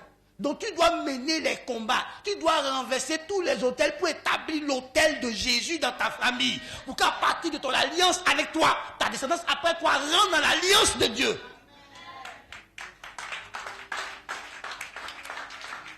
Donc tu es le pionnier. Toi tu es le premier chrétien de ta famille. Tu as combat. Hein? Ton fardeau est gros. Et lourd. Et toi tu dors. Frère. Quand tu entends que le pasteur Achille, il a gêné, et puis il gêne, il a trop gêné, c'est à cause de ça. Parce que où j'ai quitté là, j'ai médité un jour dans Isaïe, puis il a dit à Abraham, il faut regarder à Israël plutôt, dans la pierre où j'étais taillé. Donc vérifie tes origines. Et puis Dieu m'a enseigné.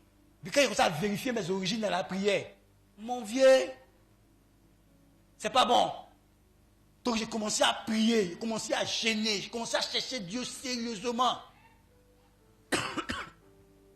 Pour que ma vie sorte des ténèbres pour la lumière.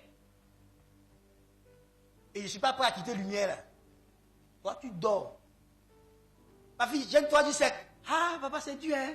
Jeûne 7 jours secs. Ah, papa, c'est dur, hein. Jeûne 7 jours à eau. Ah, papa, est-ce que c'est pas un péché à l'église, à l'église, et puis c'est pas... Mon frère, ne gêne pas. Vous voyez, il y a des démons, là. C'est Jésus qui a dit, pas moi, il dit ça. Il dit, il y a des démons. Ils ne sont que par la prière. Mais si tu veux faire 21 nuits de prière, 40 nuits de prière, 50 nuits de prière, eux, ça ne les touche pas. Ils sont sereins et imperturbables. Eux, là, il faut que tu ajoutes jeûne d'abord pour qu'ils soient décollés. On n'a pas dit ça. Vous comprenez? Si les pasteurs même jeûnent prient, parce qu'on a affaire à des démons, si on ne jeûne pas, on ne prie pas, on ne peut pas les chasser. Mais toi-même, là, tu dois faire ton auto-délivrance. Donc tu dois gêner et prier. Il y a des démons de ta famille, là, qui ne partiront pas tant que tu ne gênes pas. Hein? Moi, ici, devenu vieux, pas gêné. Écoute-moi. Anne avait 80 ans. Il a dit qu'elle servait Dieu dans la prière et dans le... Ne jeûnez pas. Pour que ton âme soit libérée des œuvres de la chair dans lesquelles on t'a introduit, on t'a établi là. Ne gêne pas. Tu n'entendras pas la voix de Dieu. Dans certaines dimensions, il te faut une certaine disponibilité et disposition d'esprit pour entendre Dieu. Or, on t'a tellement mobilisé dans les choses terribles que tu ne peux pas entendre Dieu. À moins que tu élèves ton âme plus haut dans la prière et dans le jeûne, tu t'élèves jusqu'au aller trouver Dieu là-bas. Si Jésus lui-même a gêné, c'est toi qui ne gênes pas. Ne gêne pas, mon frère. N'associe pas, hein, ne persévère pas. Maman, il t'encourage. Tu vois que des bénédictions ordinaires. Si tu veux des choses extraordinaires, cherche Dieu. Avec ton âme. Il dit, si vous me cherchez de tout votre cœur, je me laisserai trouver. Frère, écoute-moi. La Bible dit, ceux qui cherchent l'Éternel, l'Éternel les récompense. Donc, il y a une récompense à chercher Dieu. Si tu cherches Dieu de tout ton être, tu verras ta vie briller plus que ce qu'elle brille aujourd'hui. Parce que Dieu a de grandes choses. La Bible dit, Dieu a dit des choses glorieuses sur nous. Frère, cherche Dieu. Arrête de te décourager. Les épreuves font partie de la vie. Et c'est quand tu traverses les épreuves que tu avances. Donc arrête de te décourager. Arrête de baisser les bras. Décide d'être quelqu'un qui tient à la prière. Qui prie jusqu'à ce que il voit les choses que Dieu a dit sur sa vie s'accomplir. Chez toi à la maison, dans la semaine, organise de temps en autre des temps de veillée de prière. Personnel. Ça peut être une fois dans la semaine. Demain, peut-être le samedi, tu n'avais pas le vendredi. Tu en pries, tu passes la nuit dans la prière, le samedi matin, tu te reposes. Organise des temps de prière. Cherche ton Dieu. Tu entendras la voix de Dieu te parler. Tu entendras la voix de Dieu te dévoiler, te révéler des choses qui ont été faites dans ta famille parce que toi, tu n'existais pas encore. Moi, je l'ai vécu. Dieu m'a révélé des choses profondes dans les profondeurs de ma famille. Et j'ai prié pour que Dieu me libère et qu'il libère ma famille. Ma famille m'en sorte des ténèbres. Et je continue de prier. J'ai eu des informations qu'aucun être humain pouvait me donner. Que Dieu m'a révélé, que Dieu m'a donné sur l'histoire de ma famille. J'ai prié Dieu. Frère, Dieu parle. Dieu se révèle. Mais si tu as soif de Dieu, tu as soif de ta liberté, tu as soif de ta paix, tu as soif d'évoluer, Dieu va te révéler les choses qui t'empêchent d'évoluer et te montrer comment t'en débarrasser, puis tu vas avancer. Nous ne cherchons pas Dieu. Cherchons Dieu, mes amis. Et Jésus dit, tu dois prier sans te relâcher. Nous, on prie, puis on relâche. Un mois, on ne prie plus. On est en plainte, on est en murmure, on est en boudement, on est ceci. Et puis après, on dit, d'accord, je vais recommencer à prier. Tu vois ta vie. Tu vois ce que tu fais de ta vie.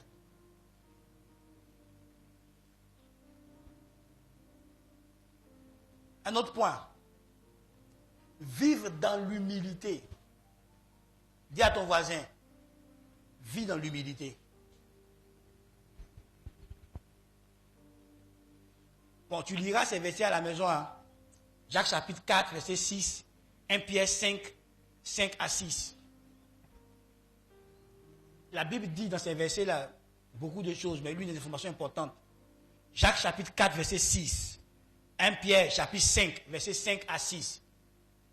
Là-bas, il y a plus d'informations dans ces versets. Mais l'une des informations importantes sur laquelle je veux m'appuyer, dans ces versets, la Bible dit, Dieu résiste aux orgueilleux, mais il fait grâce aux humbles. Si tu es orgueilleux, Dieu va te résister. Mais si tu t'humilies sous la puissante main de Dieu, au temps convenable, Dieu t'élèvera. C'est pour ça que j'ai dit de vivre dans l'humilité. Il faut développer l'humilité comme l'une de tes vertus personnelles. Sois un homme humble, sois une femme humble.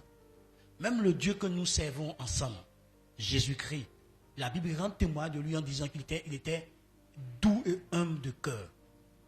Soyons humbles de cœur. Ayons un esprit modeste. Ne soyons pas prétentieux. Il ne faut pas que notre prétention nous pousse à mépriser les autres, à juger les autres sans valeur. Il ne faut pas que notre prétention nous pousse à penser qu'on est meilleur que les autres, qu'on est mieux que les autres. Non, frère. Personne n'est meilleur que l'autre. Au contraire, la Bible dit que ton humilité te fasse voir les autres comme étant au-dessus de toi. Soyons humbles. Si Dieu te fait grâce d'acquérir des connaissances et que l'autre ne l'a pas, ne le méprise pas pour ça. Soyons humbles. C'est Dieu qui fait grâce. C'est Dieu qui accorde la miséricorde à qui il veut. Soyons vraiment humbles. Cultivons l'humilité. Si on veut que la grâce de Dieu continue de couler dans nos vies, développons l'humilité. Frère, regarde en toi-même et travaille sur ton humilité. Demande de l'aide à Dieu. Parce que l'orgueil, c'est vraiment subtil. C'est très, très subtil. L'orgueil, c'est très subtil. Frère, développe un esprit enseignable. Laisse-toi enseigner. Ceux qui sont humbles, se laissent enseigner. Ils n'ont pas honte d'apprendre des autres. Malgré leur domaine de compétence, ils apprendront toujours des autres. Parce qu'ils savent qu'ils ne connaissent pas tout. Mais celui qui sait tout, le sachant par excellence, Dieu, Jésus, est humble. Ce n'est pas nous qui ne connaissons pas tout. Même le domaine où on n'est pas venu, l'école a dit non, tu as un master. Tu es le maître dans ce domaine-là. Tu ne connais pas encore ce domaine-là. Il y a encore des choses à approfondir dedans.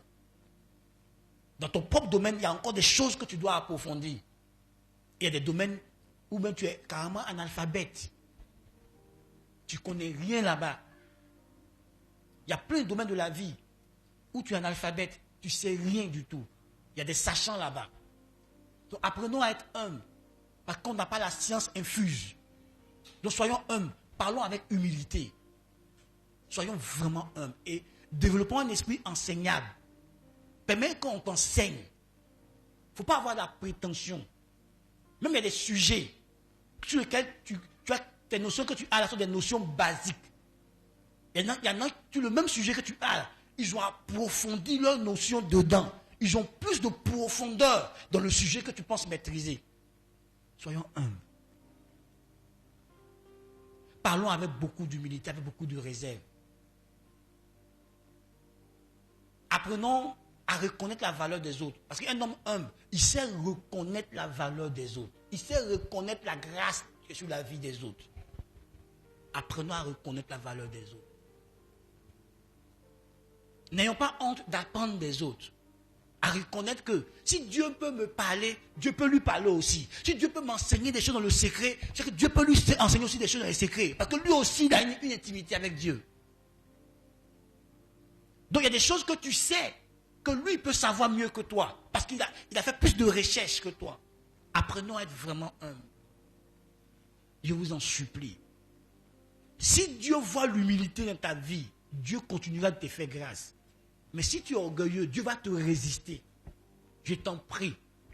Et il y a beaucoup qui n'ont pas leur prière exaucée à cause de du fait qu'ils manquent d'humilité. Parce que vous savez, même pour prier, il faut de l'humilité.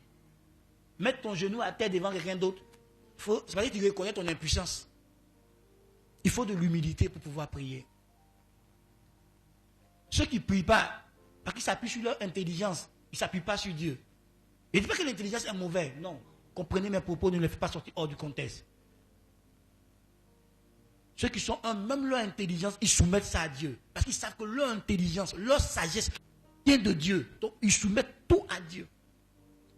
C'est pour ça que pour tout ils prient, pour tout ils consultent d'abord Dieu, pour tout ils recherchent l'approbation de Dieu avant de quoi que ce soit. Même quand il s'est assis, et puis il a élaboré son projet, il a établi plan par plan, il a minutieusement. Après, il prend le temps de prier pour être sûr que Dieu est dedans avant de s'engager. Soyons humbles, frère. Ne faisons pas comme si nous, on sait de quoi est fait demain.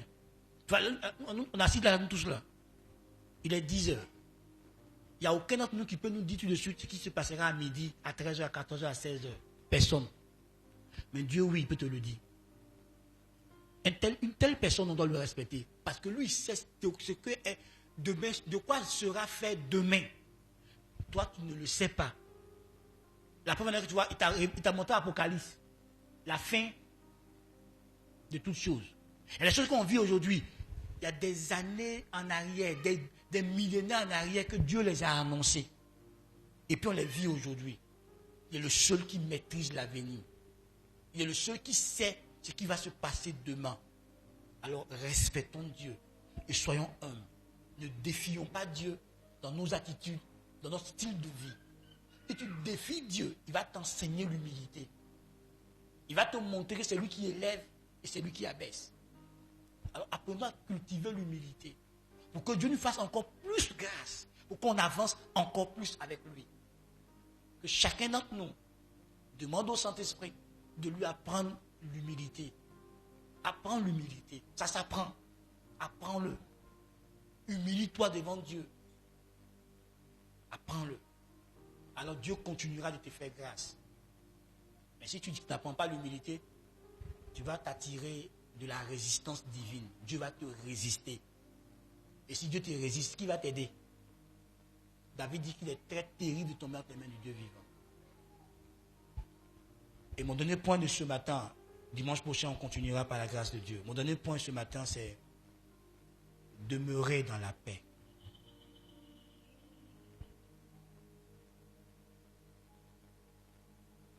Demeurer dans la paix.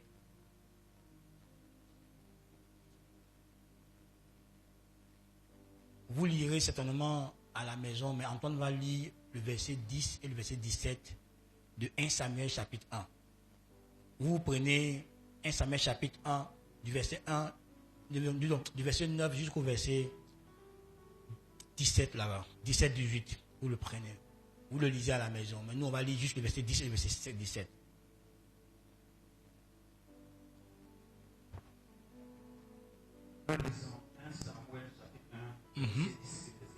Oui. Et l'amertume dans l'âme, elle pria l'Éternel. Non. J'ai dit que. Lis le verset 10 seulement. Tu as lire quoi? Verset 10. Vas-y. Et l'amertume dans l'âme aiguë, elle pria l'Éternel et versa le cœur. Lis le verset 17.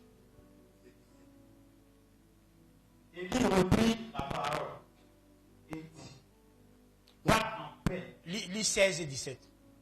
16. Et 17. Ne prends pas ta servante pour une femme pervertie, car c'est l'excès de ma douleur et de mon chagrin qui m'a fait parler jusqu'à présent. Il y reprit la parole et dit, va en paix, et que le Dieu d'Israël exauce la prière que tu lui as adressée. Amen. Amen. Ok. Pour la plupart d'entre nous, nous connaissons très bien cette histoire. Nous l'avons lue, nous l'avons entendue prêcher. D'autres, c'est pour la première fois qu'ils découvrent.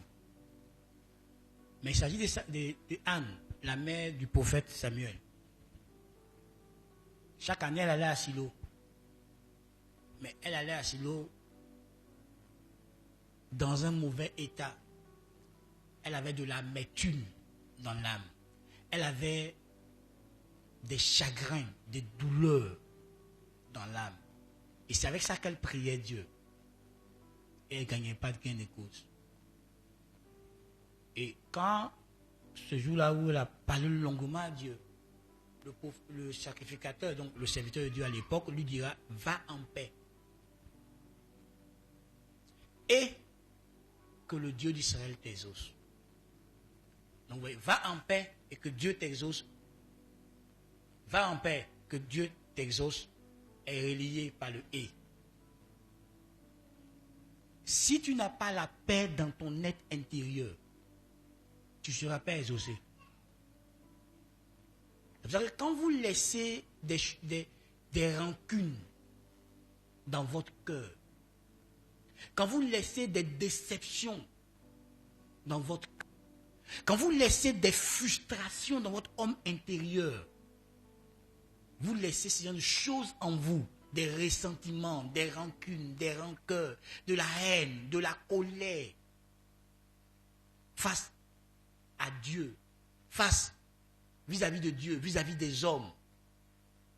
Vous vous empêchez vous-même d'être exaucé. La force d'un enfant de Dieu se trouve dans la paix. On dit le salut des enfants de Dieu se trouve dans la paix. Quand Jésus vient, la première chose qu'il te donne, c'est la paix. Quand Dieu se réconcilie avec toi, ça peut faire la paix avec toi. Mais quand tu prends le verset qui parle de Dieu nous sanctifie, 1 Thessaloniciens 5, 23, on dit, le Dieu de paix vous sanctifie. C'est-à-dire que Dieu fait la paix avec toi. Dieu ôte tout conflit entre toi et lui. Parce qu'il y a conflit entre toi et Dieu, Dieu ne t'exaucera pas. La Bible dit que si tu as, par exemple, des conflits avec quelqu'un, que tu viens de donner ton offrande, il faut faire quoi? Laisse l'offrande, puis va faire la paix. Nous, on ne veille pas sur notre paix intérieure. On garde des choses qu'il ne faut pas garder. Parce qu'on oublie que celui qu'on invoque regarde au cœur. Dieu ne regarde pas à ton apparence. Dieu, c'est ton cœur qui regarde. Dans quel état se trouve ton cœur? Dans quel état se trouve ton âme? Dans quel état se trouve ton homme intérieur? C'est très important dans l'exaucement de nos prières. Tu peux pas venir avec des gens que tu as emprisonnés dans ton cœur. Tu as gardé des colères, des frustrations. Et puis attendre que Dieu va t'exaucer. La Bible dit que si ton frère t'a offensé, il faut lui pardonner. Comme Dieu t'a pardonné. Et quand tu étudies la partie là, où Jésus enseignait sur la prière, puis il a mis ça dedans, tu vois que ça peut bloquer ta prière. Ne pas pardonner aux autres.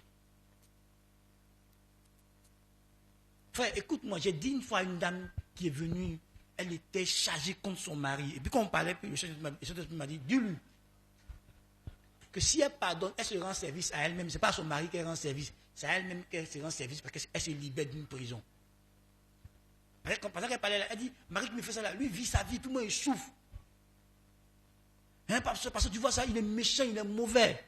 Quand la fille de ma fille, elle dit, pardonne, rends-toi service, pardonne-lui. Ben, tu vois, lui, il vit sa vie. Et c'est toi seul qui est en colère.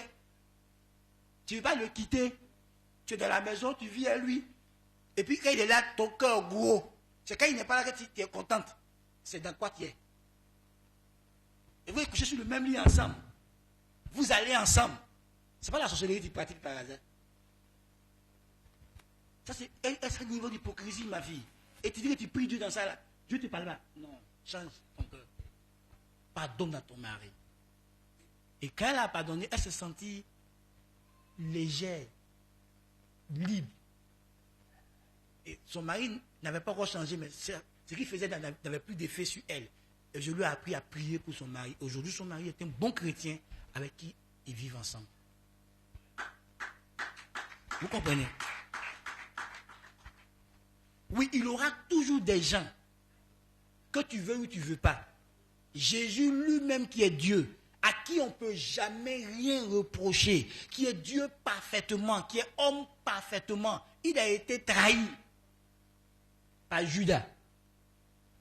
Donc, quoi que tu vas faire, il y aura des gens qui vont te trahir. Ça fait partie de la vie, la trahison. Il y aura des gens qui vont te décevoir. Tout comme toi, tu trahiras des gens, comme toi, tu décevras des gens. Frère, ce n'est pas à cause de déception, tu vas être rempli d'amertume, tu es devenu amer. Tu es aigri. Tu t'empêches toi-même d'être exaucé. Tu éloignes la grâce de Dieu de toi dans ton amertume. Le jour où Anne est partie, elle a compris ça, qu'elle a déchargé son âme, elle a libéré son âme, elle a ouvert son âme. Et puis Dieu a enlevé l'amertume, Dieu a enlevé la frustration, Dieu a enlevé l'affliction qu'elle avait. Les temps qui ont suivi, elle a été exaucée, elle est tombée enceinte. Toi, tu dis que tu cherches Dieu, tu cherches la main de Dieu. Tu veux que Dieu intervienne dans ta faveur. Tu veux que Dieu te fasse grâce, que Dieu agisse pour toi. Mais tu es dans une attitude qui empêche Dieu d'agir pour toi. Tu as de l'amertume dans le cœur. Tu as de l'aigreur dans le cœur. Tu as de la haine dans le cœur. Tu en veux au monde entier. Frère, écoute-moi. Aucun homme sur la terre, même s'il est membre de ta famille, même si c'est ta femme, même si c'est ton mari, même si c'est tes enfants, même si c'est un membre de ta famille, même si c'est quelqu'un à qui tu as rendu beaucoup de services, écoute-moi bien ce que je te dis, ne peut te faire du bien en retour que si Dieu intervient. Car aucun homme n'a le pouvoir de faire le bien. On a tous le désir de faire le bien, mais le pouvoir de le faire nous vient de Dieu. Et si Dieu ne veut pas que cet homme participe à ta destinée, Dieu l'empêchera. Même s'il est membre de ta famille, Dieu l'empêchera.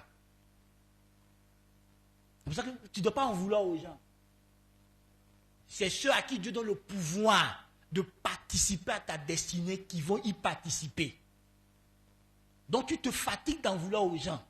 Les gens peuvent avoir de bonnes dispositions du cœur, des projets, des désirs pour toi. Mais si Dieu ne leur donne pas le pouvoir, ils ne pourront pas le faire. Ils ne pourront pas le faire. Les chansons a dit oui à Joseph. Si je m'en vais, j'ai bien parlé de toi à Pharaon. Quand il est sorti là, il a oublié. C'est 2 ans plus tard, quand Dieu a réveillé son esprit. Parce que Dieu voulait passer par lui pour élever Joseph. C'est là qu'il s'est souvenu de Joseph. Et puis il a dit de Pharaon, ah, je connais quelqu'un. Écoute-moi bien. Tu vas garder de fausses offenses dans ton cœur pour ne rien. Pendant que toi tu attends que la personne t'amène 10 000, peut-être Dieu a prévu que cette personne-là va scolariser ton enfant. Et comme il n'est pas assis, Dieu attend. Et toi tu veux qu'il te donne ça maintenant. Tu vas perdre des retours prévus par Dieu, des retours plus importants parce que tu veux des clopinettes, tu veux des miettes. Parce que tu ne fais pas le bien pour Dieu. Tu fais le bien pour qu'on sache que tu as fait le bien. Mais quand tu fais le bien pour Dieu, là, tu attends ton retour de la part de Dieu. Tu peux faire du bien à lui, là. Et puis Dieu utilisera autre personne pour te rendre l'appareil. Quand Jacob a fait du mal à son frère, Dieu a utilisé son oncle pour lui enseigner que voler, ça fait mal.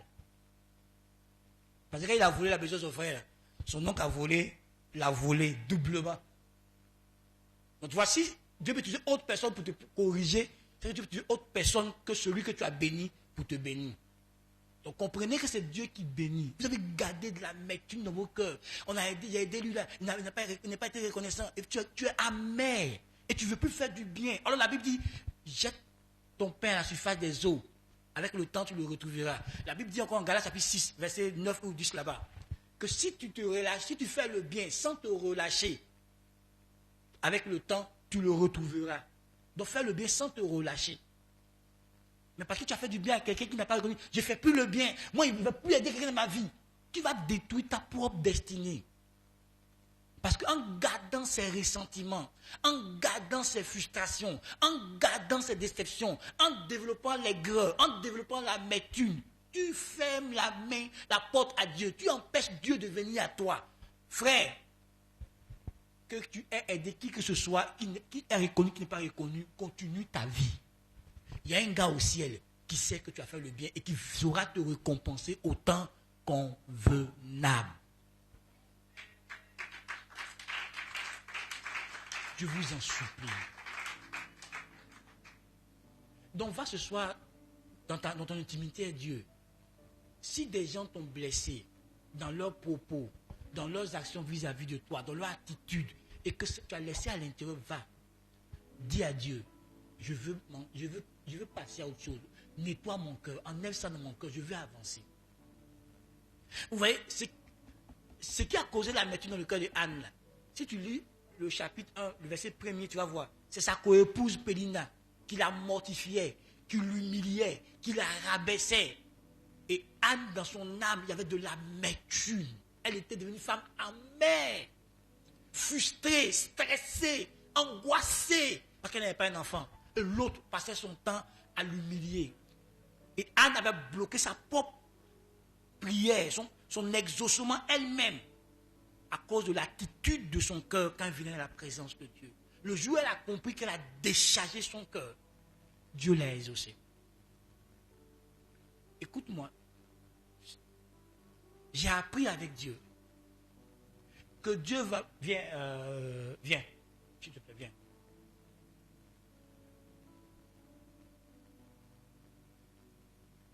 C'est une de mes connaissances, moi c'est mon pasteur.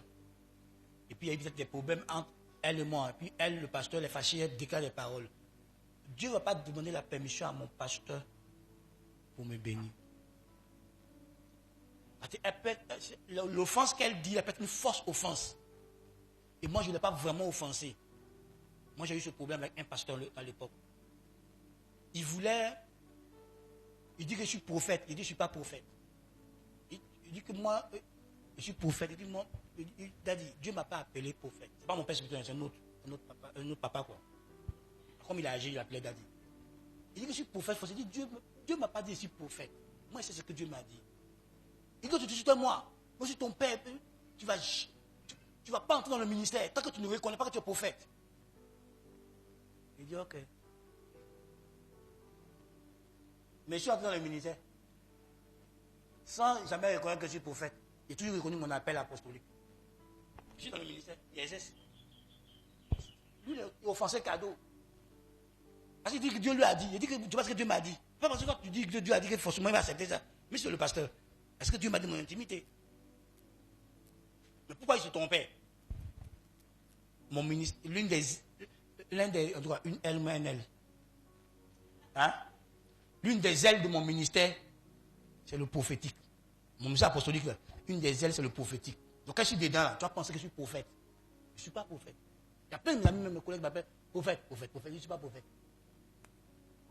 Donc tu vois, tu peux avoir cette fausse offense entre ton mari et toi, entre ta femme et toi. Moi, entre un frère et toi. Dieu ne va pas lui demander la permission de te bénir. C'est là que je lui fais mal. Au moment où son cœur est serré, toi, tu continues. Tu vois? Et puis lui, il n'a pas le cœur. Il y a des gens, il faut aussi, si ce n'est pas eux que Dieu passera pour te bénir. Si Dieu ne passe pas par eux, tu ne seras jamais béni. Tu mens, frère. Je vais te faire comprendre ce matin que tu ne détiens la bénédiction de personne en tes mains. C'est Dieu qui la détient. Tu n'es qu'un canal de transmission. Si tu ne veux pas que Dieu passe par toi, là, Dieu passera par un autre. Parce que Dieu n'est pas à coup de canaux. Vous comprenez? Donc, vivez votre vie avec Dieu. C'est Dieu qui élève, c'est Dieu qui bénit. Donc, si tu te crées des problèmes avec Dieu, tu vas bloquer ta bénédiction. C'est pour ça qu'il faut veiller sur ton cœur plus que toute autre chose au monde. Il ne faut pas développer des pensées d'amertume, des pensées d'aigreur, de haine, de colère. Et puis quand tu vois quelqu'un dans ton cœur, tu respires comme un putain de taureau. Non, frère. Sois libre dans ton cœur. Quelqu'un t'a fait mal, accorde-lui le pardon. C'est pour toi-même. Pour ta communion avec Dieu. Pour ta relation avec Dieu, ta communion avec Dieu. Pardonne. Quelqu'un t'a déçu, pardonne. Tu attendais beaucoup de quelqu'un, mais la personne n'est pas à la hauteur de tes attentes. Pardonne. Il ne faut pas développer de ces choses dans ton cœur.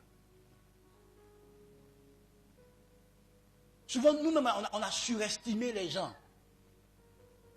Et maintenant, quand ils ne sont pas à la hauteur de notre estime, là, on développe de l'amertume, un déçu. Frère, ne soyons pas déçus. Quelqu'un a-t-il oublié tout ce que tu as, tout le bien que Dieu a passé par toi pour lui faire? Pardonne. Avance. Ta destinée ne dépend pas de ça, ça dépend de Dieu. Donc continue de marcher avec ton Dieu. Il ne faut pas souhaiter le malheur aux gens. Parce qu'il y a une loi, la loi de la réciprocité. Ce que tu veux qu'on fasse pour toi, fais-le de même pour les autres. Donc tu souhaites le malheur aux gens. C'est que tu veux que toi aussi tu vas être dans le malheur. Donc il ne faut pas souhaiter le malheur aux gens. Pardonne. Fais comme Dieu, ne te lasse pas de pardonner. Sois miséricordieux, compatissant, accorde le pardon, libère les gens, pardonne. Fais comme Jésus. Dis, fais, pardonne-leur. Quand il est ignorant, il ne sait pas ce qu'il fait, il ne sait pas ce qu'il dit.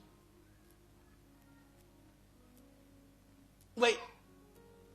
Si tu es mari, fais attention. Si tu es père, fais très attention. Parce que tu es l'une des portes de bénédiction de tes enfants. L'une des portes de bénédiction de ta famille, toi le chef de famille. Donc l'ennemi peut souvent pousser ta femme et tes enfants à poser des actes vis-à-vis de toi. En t'offensant, en te ridiculisant, en t'humiliant, pour que tu développes des choses, pour que ça ferme le ciel dans leur vie. C'est pour ça que je dis que savoir qui tu es est très important. Pardonne à ta femme, pardonne à tes enfants. Ils n'ont pas ton niveau, ils n'ont pas ta connaissance, ils n'ont pas ta maturité. Donc ils feront des erreurs, ils déplaceront des bornes. Remets les bornes en place sans garder de la colère contre ta famille et tes enfants. Tu es leur source de bénédiction, tu es la porte, tu es le chef de famille, tu es le leader par lequel Dieu passe pour bénir ta famille. Donc ne développe pas des choses comme ça contre ta femme, contre tes enfants. Tu vas les empêcher d'évoluer. Mais tu vois, écoute-moi, quand tu seras sans force, ce sont eux qui te feront. Donc n'oublie jamais ça, ne pèse jamais ça de vue. Qu'un jour tu seras vieux, tu seras vulnérable, tu seras sans force. Ce sont ces enfants-là qui vont te porter quand ils seront matures. N'oublie pas qu'ils sont en pleine croissance. N'oublie pas qu'ils sont des enfants et qu'ils ne connaissent pas tout. Mais ils se convainquent qu'ils connaissent tout. Et ils auront des comportements, ils auront des paroles vis-à-vis de toi. Mais toi, pardonne. Parce que tu sais qu'ils ne savent pas ce qu'ils font. Fais comme Job. Va dans la présence de Dieu. Implore Dieu, Seigneur, pardonne à ma femme. Seigneur, pardonne à mes enfants. Tout ce qu'ils ont dû faire, que je ne suis pas au courant, contre moi ou contre toi, pardonne, Seigneur. Job faisait des offrandes pour pardonner. C'est parce qu'eux, alors, ils devaient tuer des animaux. Nous n'avons pas besoin d'animaux. Jésus, le sang de Jésus est là. Donc, va devant Dieu, prie. Demande pardon à Dieu pour ta femme. Parce que les femmes, dans leurs émotions, elles vont vite en brille. Elles libèrent des paroles. Elles ont une attitude qui t'offense. Parce que ce que les femmes ne comprennent pas, aucun homme ne peut accepter que sa femme n'est pas sous son contrôle. Aucun homme. Moi, je m'en fous de votre émancipation que vous prônez partout. Un leader, un chef de famille veut que toute sa maison soit sous son contrôle. C'est ce que Dieu lui a donné. Quand il parle de contrôle, il ne parle pas de dictature. Il ne dit pas qu'il va vous écraser. Il ne dit pas qu'il va vous empêcher d'être libre. Non. Mais il conduit, il contrôle, il dirige, il planifie. C'est son rôle que Dieu lui a donné. Aucun homme n'acceptera ça. Même moi, le pasteur Oluwachine.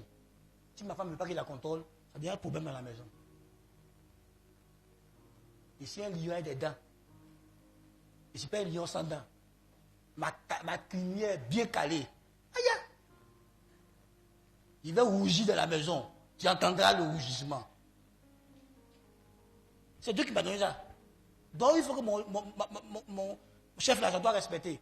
Mais quand ils sont ignorants, tu fais comment? Tu es en colère. Regardez sous le soleil. Des pères qui ont dit, toi mon enfant là, il te dit ne pas boire, tu bois. D'accord. Je te réunis. Le père l'a regretté après. Hein? Toi ma fille là, t'as plus grossesse. Oh, sors de la maison, c'est fini. Il a regretté après. Que importe l'erreur de ton enfant, c'est ton enfant. Que importe ta colère, c'est ton enfant. Donc quand tu as fini d'exprimer ta colère, là, maintenant il faut jouer ton rôle de père pour l'accompagner, pour la ramener sur le droit chemin. C'est ta fille. Oui. Il y a des enfants qui t'ont promis un bel avenir. Puis dans leur parcours scolaire, ils ont fait l'erreur, ils ont pris grossesse. Papa est fâché, on ne paye plus l'école. Et les parents, enfant a pris grossesse. Il a grondé sa fille, il a explosé. Il ne lui a pas parlé pendant un mois dans la maison pour qu'elle sache qu'il est fâché. Quand c'est fini, là, il a fait asseoir sa fille. Il dit avec grossesse, tu vas aller à l'école. Tu vas aller à l'école avec grossesse là. Ce qu'on a prévu là, tu vas arriver là-bas. Et il a aidé sa fille à aller à l'école. Aujourd'hui, sa fille a ses diplômes, sa fille travaille. C'est la fille là qui s'occupe de lui. L'homme de Dieu, Teddy Gates. Il était un sommet du ministère. Quand sa fille a pris grossesse, c'est devenu scandale. Il n'a pas abandonné sa fille. Il a gardé sa fille. Il a éduqué sa fille. Il a aidé sa fille. Aujourd'hui, il est devenu vieux. C'est sa fille qui est à la tête du ministère, qui dirige l'église. S'il n'avait pas abandonné, elle est déjà. Je parle aux gens qui sont en position de leader. Quand tu es en train d'aider quelqu'un qui est sous toi, là, il va avoir des comportements parce qu'il pense qu'il comprend. Toi, calme-toi. C'est ce qui fera la différence entre toi et lui. Tu es le père. Vous voyez, écoutez-moi bien. Il y a des gens ici, ils sont appelés, ils disent qu'eux peuvent entrer dans le ministère sans moi. Allez. Entre dans le ministère, il a dit que va au dehors, dis. Je suis pasteur tant, je suis homme de Dieu tant. Dis. Tu vas comprendre que spirituellement, il y a toujours quelqu'un qui doit t'introduire dans le ministère. Tu ne vas pas décoller dans le ministère. À un moment, tu vas voir que tu stagnes, tu es bloqué, tu ne décolles pas. Parce que même Jésus a respecté ce principe. C'est Jean-Baptiste qui l'a introduit. Donc quand tu es père, là, calme-toi. Vous les gens qui sont pères, là, ayez sang-froid. Soyez maître de vous-même. Ne détruisez pas l'avenir des gens. Ouais, Élisée, le prophète Élisée n'a pas eu de remplaçant. N'a pas eu de disciple, de successeur. Pourquoi? Parce qu'il a maudit Géasi. À la première erreur de Géasi, il a séché Géasi. Il lui a collé la lèpre. À sa première erreur, il a oublié que Géasi était son successeur et qu'il était apprenant. Donc en tant qu'apprenant, là, il fera des erreurs. Élisée n'a pas toléré ça. Il a maudit. Il est mort sans successeur. Veillons sur nos cœurs. Car Dieu bénit ton cœur. Et la qualité de ton cœur devant Dieu t'amènera loin. Dieu a choisi David à cause de la qualité de son cœur. Travaille sur ton cœur. C'est important dans ton intimité avec Dieu. C'est important dans l'exaucement de la prière. La qualité de ton cœur. Va à la maison. Et prends ces points, médite et prie. Médite et prie. Pour que les temps qui viennent, tous les dimanches si possible, on ait des frères et des sœurs qui sont en train de rendre témoignage de l'exaucement de leur vie de prière. Je veux voir ta vie de prière être exaucée. Je veux voir tes sujets de prière être exaucés. C'est pour ça que je suis en train d'enseigner ces choses pour que tu aies une vie de prière, pour que tu peux dire comme Jésus. Père, je te rends grâce, car pour moi, je sais que tu m'exauces toujours. Qui veut dire ça aussi? Alors travaille sur toi. Et que tu aies une vie de prière tout le temps exaucée. Que tes enfants bénéficient de la puissance de ta vie de prière.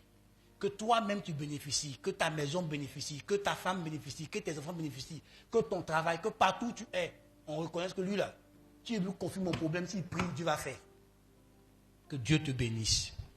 Merci de m'avoir écouté.